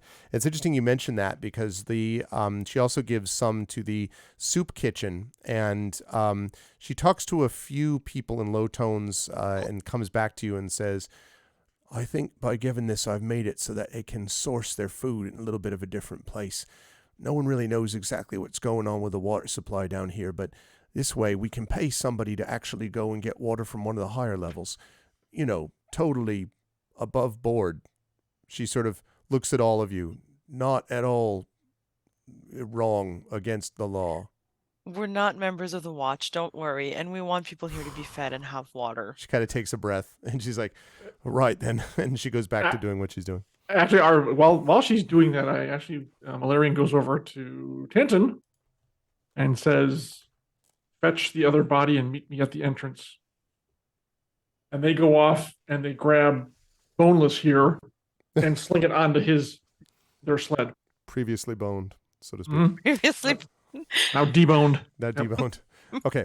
All right. And I wait for Tanton, and they just stare at him until he goes and... Yeah, he goes and puts the thing on the disc, and then... Because we got to dump these bodies out of here. They cannot be found here at all. So, yeah. gonna go out into the neighborhood where the dumping's good, and like at least 5 blocks away. Try to find somewhere out of the way, an alley somewhere, and just ditch them. Okay. Or throw them off the tower or something like. I'm tempted, but we don't want to go that high. That's we're fair. trying not to attract attention. Yeah. So. And And actually, we already got the sleds, which is tough enough. right. And I was just going to say, you dumping the bodies into the kind of this sewer way basically is, Ooh, that'll work. yeah. I mean, They- there are they other, disappear? not bodies of people down there, but there are definitely bodies of other, maybe a rat or two, or, I am down sure there is so, a thriving um, ecosystem that will take care of disposing it. That's perfect. yeah. Perfect. Yep. Okay. Um, We'll splash, and then we'll Did you come want to? back. Did you search the bodies first, or? Yes. Illyrian doesn't really. Okay, there you go. Illyrian does not really care. They're thugs, but if Tantum wants to, go ahead. They may have something of use or interest, or I don't know, Tantum's taking care of it. I will something guard. confirmation biasy. Armed? Do they have anything? They do not seem to have much. Both of them carry short swords, which they were using to attack you. And the sleds that they were using seem to have been, how do I put this? Modified, custom modified, basically. So they One was seem to, destroyed. There's only one left. Right, that's right. So the one sled that remains seems like it was sort of modified for particular use, and in fact, you can kind of see that the edges of the sled are sharpened, as if they would use these to, like, think of old Roman chariot races where you would fix the ends of the hubs, right, to be able on the wheels. Gladiator, yes. The Yeah, blades. so Yep. something similar to this. The sled basically was done that way. But otherwise, they have leather armor, much of which has been hacked to death by you folks. And otherwise, the only other thing that they have is a pouch that one of them has, actually Snarla had. And the pouch basically contains, there's 3 gold, there's 3 silver, there is about 5 or 6 copper in there, 5 copper to be exact. And then there is a little sort of vial of grayish white powder, is what it looks like. And when I say little, I don't mean tiny, tiny. I mean like, I don't know, like that big maybe, Okay. All right. with a cork in the top. It's Clearly gunk. used to be bones, but now it's just a powder. Iocane powder. Which somehow ended up in a vial, conveniently packaged for your convenience. Can we sell it on the streets? Make some money. Don't know, but that's what you find. Okay. Okay. We take them into the sewer, and then we head back to rejoin the group. Okay. So Larry and Doink. Tenton, you were doing that. Merime and Nisiana, what Mhm. were you doing during this time while they're taking care of these bodies? I'm probably going to see if anybody else needs to be healed. Just doing healing, or if there's enough people who are actually hurt, where I can do a full on what was it? The full on 10-minute prayer of Prayer healing healing. that will heal up to 6 people. You can definitely do that if you want. And I'm not rushing anybody. I just want you to be aware of time, because, like, I don't know how long Larry and Tanta, because you all said you're like, we need to not stay here long. So I didn't know. That's why I don't think I'm going to have time to do the Okay. prayer of healing. So Okay. I'm just going to basically say, like, wrap bandages around people and make sure that they're okay. Okay.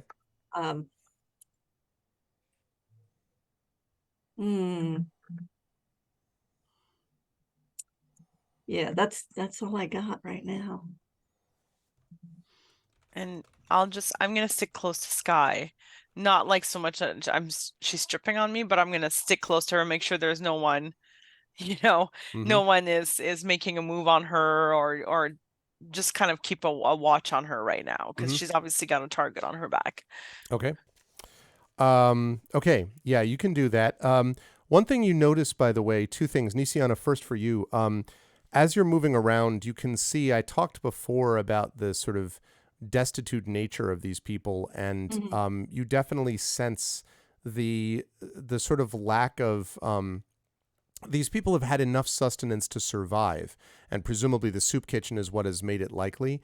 But for a lot of these people, they're clearly malnourished, and so your healing is of benefit. They weren't like harmed in combat or anything, but they have sort of these long-term kind of effects that will take some time to address.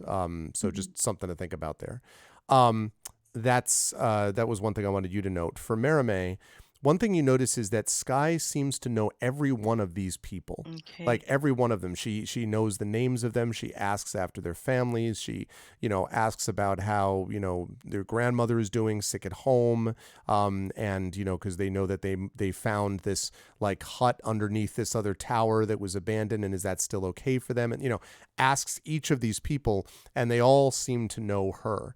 And all seem to have a kind word for them. And although probably your presence would have excited some, like, what are they all doing here with all the sleds? After about 5 minutes or so of her just moving among the people and, talking to them, you can see that they all seem to have a much friendlier view of you and presumably the rest of your party, as if she, like you helped her and they love her, plus you all sort of helped them. You helped them too. So, because apparently Snarla and Snagrat were notorious for basically torturing the lives of these people. They were so fast that they could just zip above them. They would sometimes like knock someone over. They would push someone over a bridge. They would, they sort of delighted in this kind of stuff on the back of their sleds. So them being gone is an additional good deed. When I have a moment, like if I have a moment to just tell her something, I'll just lean into her and I'll say, like, no matter what happens with your father, I hope that you remember that you have this family as well. And she sort of hears that, and she doesn't say anything at first, and then she looks back at you and she kind of nods, and then turns back and starts talking to them again. By this point, Tantin and Alarian have returned, and so the four of you are now there. And Sky is seems to be just about finished up with the rest of them, and then turns back to all of you, and she says, right, well, you did right by me, so I'm going to do right by you.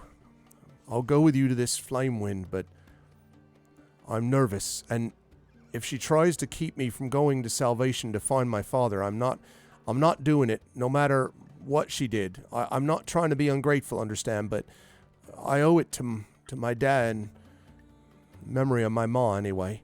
That's why I got this planned. I wanted to clear up everything before I left here. And with our luck, she'll ask us to escort you. I was hoping you'd come anyway. The offer's still open. I'd still be willing. We have stuff here that we have to deal with, but it may send us back that way. I don't know. And we'll stay with you with Flamewind regardless, and make sure that if we're not going with you to Salvation, we'll make sure you're safely on your way. And she nods and she says, all right, well then, all right. And she nods and she says, well then, we ought to do what we ought to do. Let's get moving. And as you all get on your sleds and lift up, so you were now above basically the sort of level of the area, and you begin to head and make your way up diagonally towards Moorgrave, because I assume you're taking her back directly right to Moorgrave, but correct me if I'm wrong. Mm-hmm. Yeah. Trying to, yes. Yeah. You notice that the it has started to rain, and the rain comes down as you make your way up into the gray and rainy, the cloudy sky above. And as you're sort of rising up, so you're now many hundreds of feet above, moving up into the middle levels and then up towards Moorgrave, there is one cloud in particular in front of you which seems particularly dark. And at first you're all like, this is a lightning cloud, or this is a serious cloud. And then it occurs to you that this shape that is looming out of the mist and rain is not actually a cloud at all. It is in fact a sleek sky coach. And it emerges from the rain ahead of you, and it is crewed by a small group of figures wearing dark hooded cloaks. One steps forward. She is carrying something in her left hand, and she tosses it on the deck of the sky coach, and it rolls, and you see the dead face of Ivelo Dimadani, the one that you had been talking to, the contact. Whoops. She says, and she lifts back her hood, and you were looking at, of course, Erulin Karnak. Oh, man. So I'll deal with that in a second. As you do this ping, in fact, you know what? Make the attack roll for me while I'm thinking of a Tantan. Oh, this is fine. We'll see.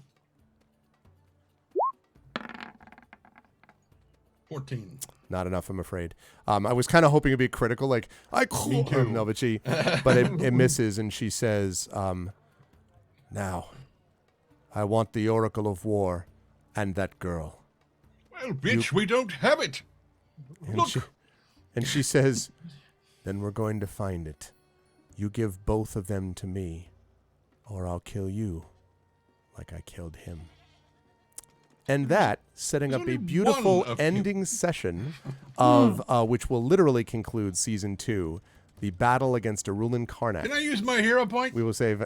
We can. You'll be able to use your hero point next Can time. I throw it at her head? So yeah. So in the finale of season 2, it'll be the battle against Erulin Karnak. So we will exciting. see how that all works. I'm sure we have lots of magic to deal with her. It's good. That's right. Very good stuff, by the way, today. I'm sorry that we did not have a break, but we were in the middle of this combat, which I thought was very interesting. I really love the levels of the sort of the sled thing, and then the way that you folks handled it. These two were supposed to be a threat, and I think they would have been a threat, or more of a threat, were it not for the blinding effect. That was a very good time to have a critical hit, Ilarion. That would have been useful, because 4 attacks every turn is not, Even at my armor class. Exactly. Yeah, it was. And then the other thing was, Marame's actions in, figuring out how to deal with the dimension door. Tantan with the disc that was, the Tensor's floating disc, because everybody obviously was going to be worried about what was going to happen to the kid, and Tantan having the disc under there definitely made sense. Also got to end Snarla in a very, satisfying way, so there was that. And then, Nisiana, a lot of what was going on in terms of the Sacred Flame and the Sacred Weapon were both exceedingly useful in a fight like this, where you needed to have flanks and stuff like that going on. And it didn't hurt that you arrived here with Sky Blue and Stormflower as allies, as opposed to arriving either chasing Sky Blue, which could have been the case, or like arriving with Sky Blue already captured because, she would have surrendered to save the kid or whatever. So this is a result of all of the work that you folks did leading up to this point, I guess, is what I'm saying. Yay for message. So, yep. No, it definitely helped. It definitely helped quite a bit. And you got a chance to get a little bit of an insight into the character of Sky Blue, who may not be the notorious thief she appears to be, at least not all the time. Nope, and since Aurelian really wants her, we really don't want her to have her. Mm-hmm. Yeah, and Rulin is clearly not messing around, especially with the poor guy Ivelo, who only ever meant to do the best he could. I'm going to start with Jen. Jen, good stuff, as I said today, with Nisiana. I was aware of the fact, too, that dealing, that with threats to various innocents around, that Nisiana had a lot to think about, including the child, but everything turned out completely fine. And again, Nisiana still has this, the jokes aside about the lycanthropic blood she may or may not possess. Those jokes aside, I think that we were able to see a lot of, I'm very curious to see how Nisiana will feel about what Merame did, whether this seemed like an appropriate sacrifice or not, how Nisiana felt about all that, but also about what Nisiana may have learned from seeing kind of I wonder if the comment cuts her or not, to say, like, you're up there healing all the people that can afford to use you, but what about us? I don't know. That may not matter to Nisiana at all. I want to know why there's not a healing house down here. Right. Because I know they do charities. That's right, but it's like, why isn't there something down here? Excellent question. All right. How did you feel about today's session, Jen? Where will the fine folks find you next? It was quite good. I had a lot of things to think about, a lot of innocence. She has not actually thought too much about the whole dimension door thing, but because she did get the warning, hey, watch this. Like, kind of it's the most non-specific, like, what does that mean? And so, later when she has time to be like, wait, you never did that before. She might be a little bit, momish, but it was good. I have. This is the last session of Song of the Sky. Next session will be the last one. The Oh, confrontation with the Roman will be the last session. Oh wait, we're going straight into the Oh damn. I Yeah. don't. Yeah, I mean, she's. I'm with you. Unless you're like, we'll be back. Like, I don't think. I mean, she's pretty much wants to deal with you In now. 24 hours, we'll meet here Okay. again, please. Yeah. It's I'm, going on. that's why you asked me how many of these spells I have. That is left. why I asked you. Also, I'm the fact glad- that you're hundreds of feet above the ground now, there's no like, I'll take the hit. Like, you won't take the hit this time. Yeah. This might be we run away. This really might be a runaway situation. Well, I will say so far we have spent more on healing this particular session than we have the other two combined because Oh, I'm yeah, using the different tally. spells. Yep. So, let's see. Where will I be? I am normally on Twitter. Yes, I know Twitter is going through some issues. Maybe true. But if you go, you could. I also have all of my where am I in my profile because I have a blog. I have a once a month newsletter. I'm on Facebook. If you want to see more of my cats, Instagram and stuff like that. So that's about it. And there might even be another Shadowrun novella out this year from me. Depends on a certain Ooh. editor of mine. Right. So I'll let you know on our next game. You'll have to wait for see if Shadowrun Santa can come through. Exactly. Santa run, so to speak. There you go. But good stuff, Jen, as always. And looking forward to seeing how Nisiana manages things next month. Thank you. Moving right along the line, John, good stuff as well from Alarian. Obviously, Alarian, as I said, blinding Snagrat and spending his whole time as Snagrat like flailed away at him was, that was an interesting experience. And I was wondering how you folks were going to deal with stuff with the bodies. I think you all did a good job in kind of getting out of there, relatively speaking, as fast as you could. But you've had to, not out of your own fault, play catch up based on certain decisions you made and then just the sort of pace of events given what Sky Blue was setting in motion.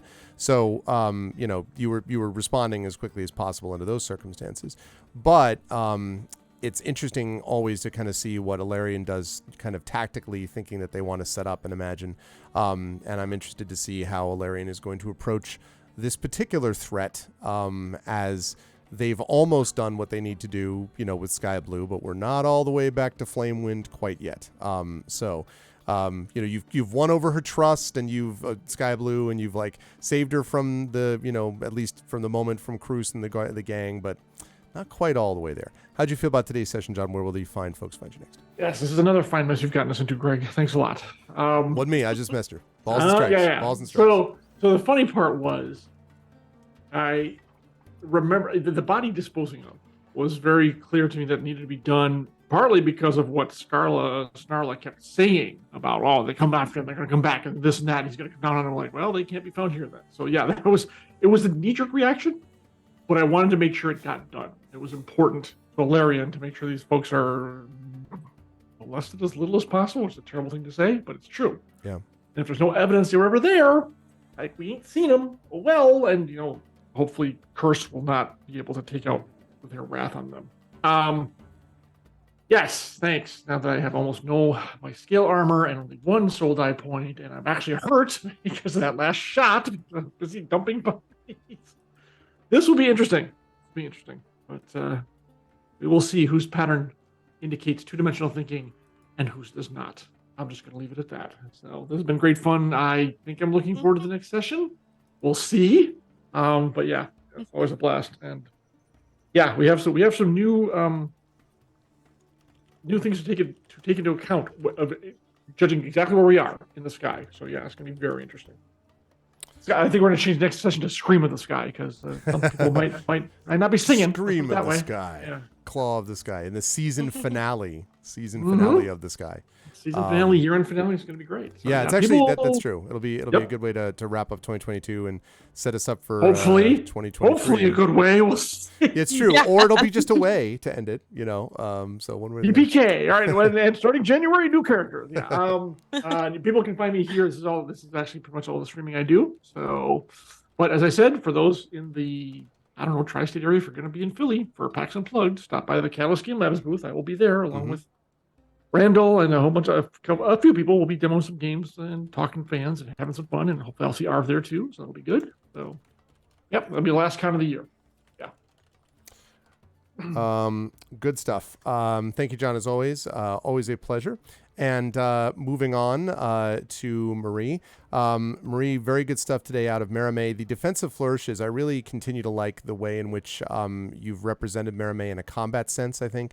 Not just, the ability to do damage and flourish and all that kind of stuff as necessary, but being able to get the defensive flourish to boost your armor at the right moments. It feels like a character that doesn't just, like, you can't just sit there and tank hits like Larian. You were taking damage, but you were able to make yourself function effectively with the silvery barbs and things like that also. And obviously the dimension door was key. You could have figured out other ways to handle it, but as I say, there were multiple ways that could have been addressed. And so the fact that you chose to make the series of actions that you did, even though the strength check failed, it meant that it added a complication, but you folks worked through the complication. So it was some good out of the box yet appropriate, I think, thinking. And Maramé also got a chance to get an unfortunate reminder, or I don't know what kind of reminder, you'd have to tell me, of some of her past and seeing what some of these people were dealing with. So I'm interested to see if that will have any long-term effect or not. How did you feel about today's session? Where will the fine folks find you next?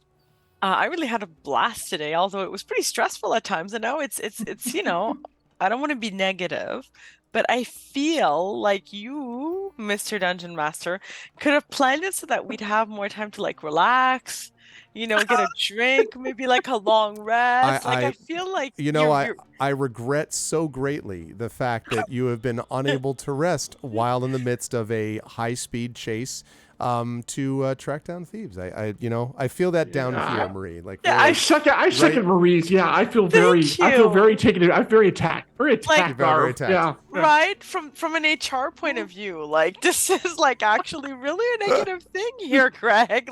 Do you want this is gonna come up on your hearing review, buddy? Yeah. Yeah. To quote Russell Crowe in Virtuosity, you're frightfully inadequate for a deity, Daryl. I will take that under advice. I will give that all the consideration that objection deserves. Is exactly what I will do. But seriously though, it was fun, and it was the pressure of how to use spell slots most effectively. Sometimes at the end, it's I didn't want him to get away, so it's okay, shatter, because I didn't know if an arrow would be enough. That was a good call. I wondered how you were going to manage that. Yeah, are you just going to race after him, or yeah? I'm trying to think of smarter ways to use shatter than destroying church walls and stuff, but I'm open. So it was a lot of thinking of how to use the various things and all the numbers for the spell slots, for the inspirations, for everything else is falling, and I'm is this going to be the final confrontation? I don't know if it's going to be the final confrontation, but I'm glad to see that next week we'll be able to just talk our way out of it and continue on our way without a confrontation. So, a bit of more of an epilogue than a climactic season finale, but the people will love it. I appreciate your aspirational approach to this theory. I'm trying to inspire you, Greg. Would you like me to roll? Your imagination is deeply inspiring. Your imaginative capacity. As misdirected as it is, I appreciate that it exists. Well, I tried. But thank you for that session. And thank you for everyone. That was excellent teamwork. I thought we all really did very well together. Amazing. Yep. So it was really fun to play with all of you as always. And you can find me on the internet. I just posted on Twitter, Facebook, and Instagram, Marie Bilodeau on Twitter and Facebook, and Glitterbomb Bilodeau on Instagram, a very important picture of a guimauve looking at the rainbow tree that is in fact right here beside me. You can even see the clock stamped in the background as 10:30 or just before. So this is what I was dealing with while still managing to not get murdered. So it was a high intensity in the house as well. And Yeah, it was a high intensity. And find me there, play. I'm also on something new, Hive, I think. I've just made an account there and done nothing with it. But if you're on there, come with me. Let's hang out. I Let's feel be like friends. something is nigh, Marie. I feel like an Oh, event yes. is nigh. And Oh, I like you. Thank you. The tagline on it is very happy to the one at the front. Do you want to read it, Trent? Because you're dramatic. Oh, I can do that. The complete serial novel. Oh, is That's that how not you the one, want- but that was good though. Like, Marriage. holy crap! Like, I just Love, That's all love. it said. Oh, that. I'm sorry. It's really dark in here, so I couldn't really read it. can you read it? I can. Yeah, good, I because feel I'm a like- narrator. That would suck if I couldn't read. You mean the part where it says "Once upon a time"? Yeah, that's the one. Okay, good. Once. No, I thought it said once upon a time. Damn it. This is why I'm a narrator. All right, third time's the charm. Here we go. First time. Go. Once upon a time, there were no more happy endings. Yeah. Soundbite. Keep it. Put it on my website. Yep. That voice will be coming to you also as the narrative voice of Greyshade audiobook coming to you. soon. Ta-ta. Thank you. That was beautiful. off a bridge. That voice actually is in the book. True, but that's true, but not the main guy. No. I will put the book in the chat in case you're interested. And thank you. That was lovely. That's good. I'm good. I'm happy. Thank you. Yeah, Rudna says there's your phone ringtone, Marie. Yeah. Hey, that's a Once good idea. upon a time. Once. Wiki. No. I just imagine like you walk into this very pleasant kitchen where Carrie's baking you all this stuff, right? And you're just sort of once upon a time there were no like what's wrong with you? Like, well, no, it was great because like it's a long story. I don't think Carrie would ask what's wrong with me. She doesn't anymore. Yeah, I just And sort of I accept think it. that's caring. You know, it might either be like Stockholm syndrome or just deep appreciation for like the life you've chosen and the partner you've selected. Like either or. Yeah. No, Why not both? Yeah, Exactly. why not? It's true. Like I'm trapped, but I'm happy. Definitely get Marie's work. Marie, always a pleasure. Good stuff tonight. And I will Thank see you. you for more of this next month. Last but certainly not least, Tren, again, several very good things out of Tantan. First of all, obviously, Tantan with the disc, as we already talked about, was important. Which is not the way he was going to use it. No, really? What was the original plan? The original thing was if Snagrat came after him, Yeah. he was going to cast it behind him, and Snagrat was just going to fly right into it and cut himself in half. Oh, interesting. But it didn't happen. So Listen, you saved a kid, though. I think it was, you know. So there was that. You also had the finishing crossbow move, as we talked about that as well. And it was, I do think that the teamwork, which, you know, chat obviously can see the green room comments. I don't see any like personal messages they send to each other, of course, but I can see the sort of general group comments in Zoom chat. But there was not a ton of, okay, you know, here's the plan, do X, Y, Z. Like everyone, I think, just executed based upon the logical circumstances, and that speaks to a group that's been playing together for a while and understands how everybody works mechanically. So I thought that was managed well, because by you eliminating that as a concern, you know, by you taking that out of the mix, it made it a lot easier then for other people to be handling the ones that they were dealing with. So, you know, it was not the dimension door was what was necessary to get all this started, but given the failed strength check, Tantan needed to be able to kind of pick up the slack with that portion of it. So I thought that was really interesting to see. And I am curious as well to see what your reaction is going to be going long term, despite the missed crossbow shot against Arulin, who he gets 2 attacks a round. So I'm going to take the next one. Oh, okay. When Well, we good. start up, Good to so- keep in mind. How did you feel about today's session? Where will the fine folks find you next? I thought it was the parts that I was, because there were points where I had the bill of my hat down and I was actually starting to fall asleep. So the points where I was not suffering still from food coma, and starting to lose consciousness, it was actually really, really a lot of fun. Yes, exactly what I was going to say. That maybe I'm getting to it. There was a point where I was thinking, you know, I should just if I had the ability to create minor illusions, I would just make Stormflower look like Sky Blue and say, fine, take her, and then we can just go. You should have asked me. I have that. Yeah. He would have Yeah. thrown a "tempted by the fruit of another" if you did No, that. I wouldn't. I don't. No. I don't think. This isn't Sky Blue. She doesn't Oh, that's sing not what like you that. meant. And like, Yeah. But yeah, I was gonna say with the whole thing about disposing of the bodies and nobody's gonna find out. Well, a rule incarnate's right there. It's like you can go talk to your people. Oh no, you can't. Okay, well, but that's okay. The disc is still there. I'll cut it somebody else in half with it. It'll be fine. you are That's the some spirit. distance from that original fight, though. In fairness, like you did fly out and up and away for a while before, so you're in a different portion of things to whatever extent that means. Yeah, and I do have a couple more because I've only used one spell slot so far, so I still have most of mine. Yeah. One of which is branding smite. So bring it on, Arul and Karnak. Yeah. If I And by hit the her way, with and this that- has been a spanner-free adventure Yeah. largely because of so much of it being in the air, where spanner. I So have it's missed been the goodest puppy. yeah, but it's been interesting to see that it's not this is not just I only make spanner type of thing. I mean, like it just had some other things to be able to do, obviously mechanically. Where will the lovely folks find you next?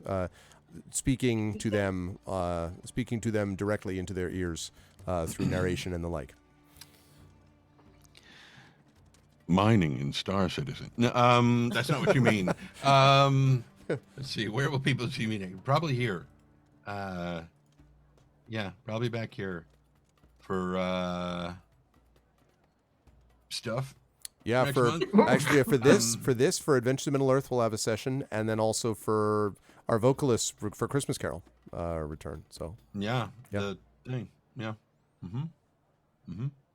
And just because we now are picking, we're starting to fold in female narrators into the audiobook so that I don't have to do female voices anymore. You do them so well. That one was great. I know, I love this. My favorite. that's Flo in New Jersey Diner about 2 a.m. and all right, let me get the special then, the number 2. Yeah. Need a lazy waffle with a whatever. Exactly. So why did I bring that up? I don't know, but I'm enjoying the story. I know. I was too, but now I forgot where I was going with it. It had something to do with Those thing. are new narrators. Oh no, because I'm doing less female voices in my audiobooks. I will probably do all the female voices in A Christmas Carol next month. Oh, Probably interesting. No, I'm not doing that. I'm just noting it down. I have here set in stone blood contract November 26th. I have here a power button on my computer. Yeah, so I'll be back here next month, which isn't really that. I mean, it's like a month away, but it's also like less than a week away. Yeah, I know. Weird. It's crazy. Temporal time is a soup thing. Thank you, Ashley Johnson, for that. But yeah, stuff with things. Very good stuff today. As I realized I hadn't used our. There we go. And Tom, I hope you enjoyed today if you're still here. Yes, I hope it was enjoyable to Tom and to everybody. Chat was I very don't care good with about us everybody else, as just well. Chat, can we get some love for the amazing crew of D&D with I&B Infinity and Beyond? Great work as always. Thank you again to Trent Sparks, to Marie Bilodeau, to Jennifer Brozek, and to John Helfers. Thank you, crew. I will see the King's Citadel back here next month. And don't tell anybody who we are. It's supposed to be a secret. Yeah, exactly. Secret. Bye for now, all. All right. And that, folks, is going to do it for today for us. And that was a lot of fun, actually. I mean, it's always fun, but I really was looking forward to seeing how that was going to be managed and how this showdown with Arul and Karnak is going to go. Because, of course, Arul and Karnak has been kind of one of the, in quotes, big bads, although there's others that are going on as well. So it is a good way, I think, to close down season 2, which we'll be doing next. I'm very excited about that. Season 2 will come to an end, and then we're going to be moving into season 3 starting in the new year, season 3 of Eberron Oracle of War. Again, this is going to bring them all the way up to around level 20 is the idea. We're on part 7 right now.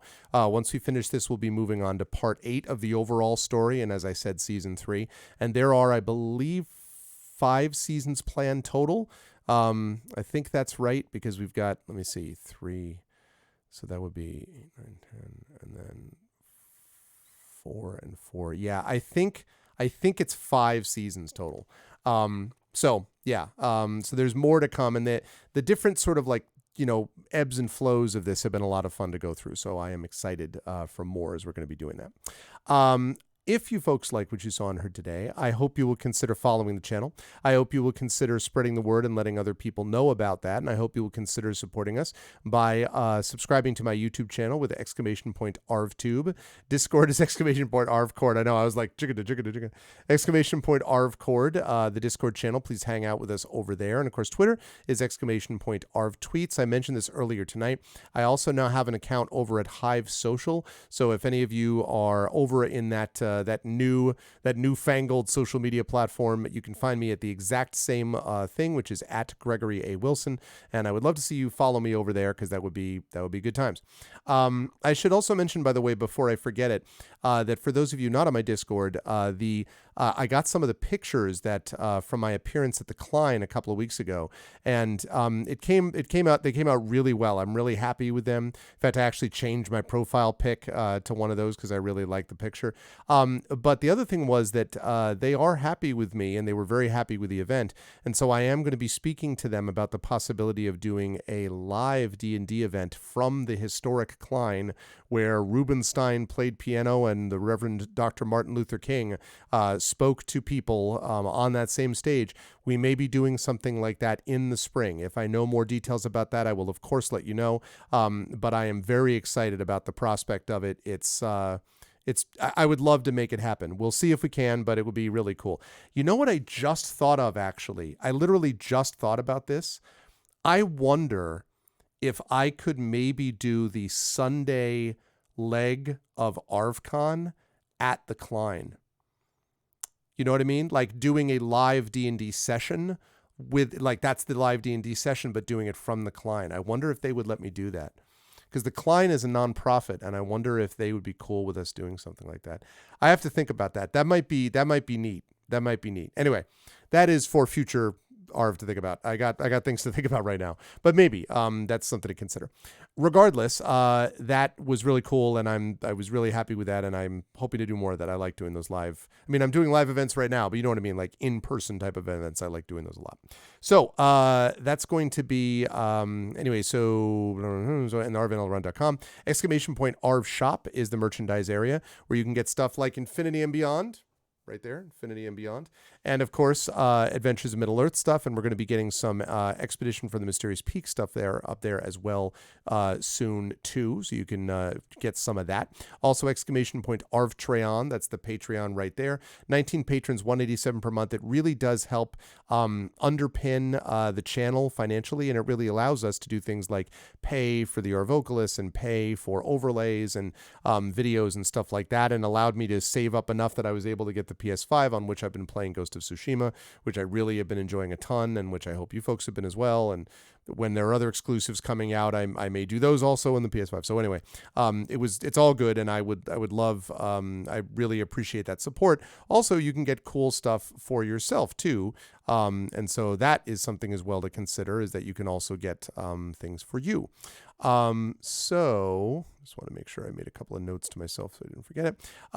Also, of course, subscribing to the channel is another thing you can do, and that obviously really helps us as well. That allows us to also support the channel. You can get those custom sub badges and emotes to use here, there, and everywhere across Twitch. On the writing side, if you liked some of the world building that you saw, if you like the descriptions or the character kind of the characterizations and things like that, and you're like, I'd like to see more of this if he does writing stuff like this. I do some writing stuff like that. I am an author, and you can get my award-winning graphic novel Icarus from Athos Arts with !Icarus. You can get my 5e adventure and source book from Alligator Alley Entertainment, Library for Tales and Tomes in the Forbidden Library, and Grayshade is my newest novel, which came out in May, which the sequel to which is available. If you go to that link, you can order Grayshade right now, and then you can pre-order Order Renegade, the sequel, which is coming out next year, and Heretic, which is coming the year after that. And, of course, the tabletop role-playing game being designed by Brandon O'Brien. That's coming out next year. And the also the audiobook by Mr. Trent Sparks that you just watched regale you with voice and roleplay. That also is going to be coming as a result of this too. So you can support all that with !Grayshade. Last but certainly not least, as always, !BLM, Black Lives Matter. Very important to affirm and assert the significance and importance of Black lives. !Help Now, the World Health Organization page on suicide prevention. Important to reach out to others when you need help and to reach out to others when they need help as well. And Ukraine, Ukraine, to help the fine people of Ukraine as they fight back against an illegal and illegitimate war, which has been devastating to them, but which they have fought with bravery and courage. And this is our way to step up in a small way and help them and send a message as well to others in the way that they are doing these things. Now, we are going to do a raid, and I see, let's see, numerous places that we could raid.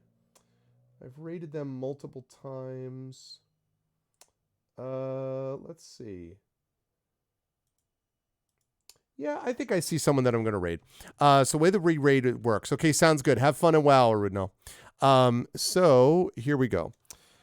If you are not a sub, you're going to do this. The Arvanauts have landed, followed by Twitch raid, lowercase Twitch, uppercase R, lowercase AID. And if you are a sub, you're going to do this. Arvany hype, the Arvanauts have landed, and then Arvany roar, Arvany woe, Arvany witch, Arvany what, Arvany smug, Arvany love, Arvany blown, all the Arvanys when you were brought over there auto-magically.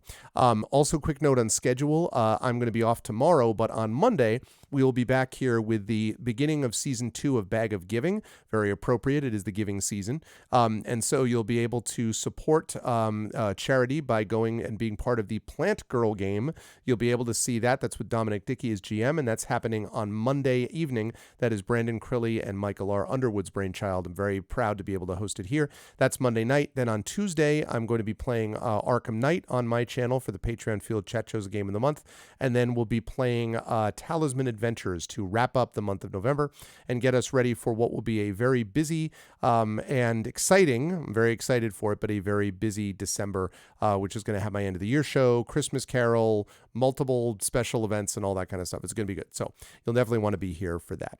I want to thank the amazing viewers tonight. Thank you to my wonderful mods, Rudnell, Dragonspear, Prince Justin, our newest mod. Congratulations and thank you again, Prince Justin, for agreeing to serve. Rock God, Triffity Mats, thank you as well to my Patreon supporters and subscribers. Thank you to Rudnell, Dragonspear, Prince Justin, Rock God, Triffity Mats, Polar, Critchwitch, Arenth, TomTom, and Trendane, of course. Thank you to my wonderful viewers. Thank you to Dynaterra, to Gon Eden. Thank you to Jagtris, Lakaylee, Light and Passion, Rebilido, Nonstop, Radio Johnny Panda, Social Streamer, which is totally not a bot, and of course, Yeet to Pug as well. Last but certainly not least, special thanks today to my players, to Tren, Marie, Jen, and John for being awesome and amazing players. I'm so glad to be able to DM them and all my players in this campaign. That's it for me. Everyone, please stick around if you can for the raid, and I will see you lovely people back on this channel Monday night for Bag of Giving and some charity, awesome fun times with Plant Girl game and more tabletop roleplay. Until then, as I always say, everyone, please be good to each other. Bye for now.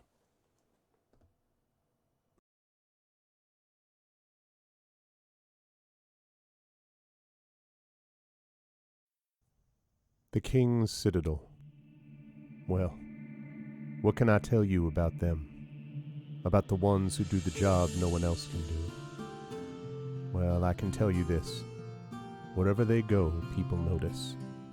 And wherever they are, hope follows. Hilarion, the Shield.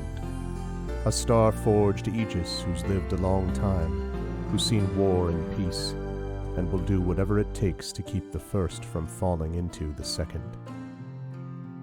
Merime, the Sword. A Kalashtar bard whose dreams prophesy uncertain ends, but the wisdom of whose counsel and love for her sister are unquestionable. Tantin, the Brain. A dragon-marked human artificer whose jovial demeanor conceals a deep curiosity and razor-sharp intellect, sharp enough to cut down the Citadel's enemies. Misiana, the Heart. a dragon-marked halfling healer whose love for her sister is matched only by her desire to help and heal the members of the Citadel, no matter the cost. They came together to aid the salvage outpost of Salvation, where the Grey hovers nearby, a threat and a promise. They've made friends along the way, salvage brokers, sheriffs, and everyday citizens alike. But they've also made enemies. Irulan Karnak, most powerful of the salvage brokers, the Order of the Emerald Claw, and even the Lord of Blades, if he truly exists. And, most dangerously, they've discovered something so powerful it could undo the fragile peace between nations. The Oracle of War. This powerful device will give anyone who owns it the knowledge they need to win any battle, and everyone from rival nations to greedy bandits will stop at nothing to possess it, especially now that it's begun to speak lines from the ancient draconic prophecy which predicts all of Eberron's future. Well, they've survived the Grey and saved Salvation, but can they survive the intrigue and deception of Sharn, City of Towers, where those with deep knowledge of the draconic prophecy must help decide what to do with this artifact? Only if they remember that in the end, all we have is each other and the King's Citadel. Long live the King. Welcome to Eberron. Welcome to Sharn.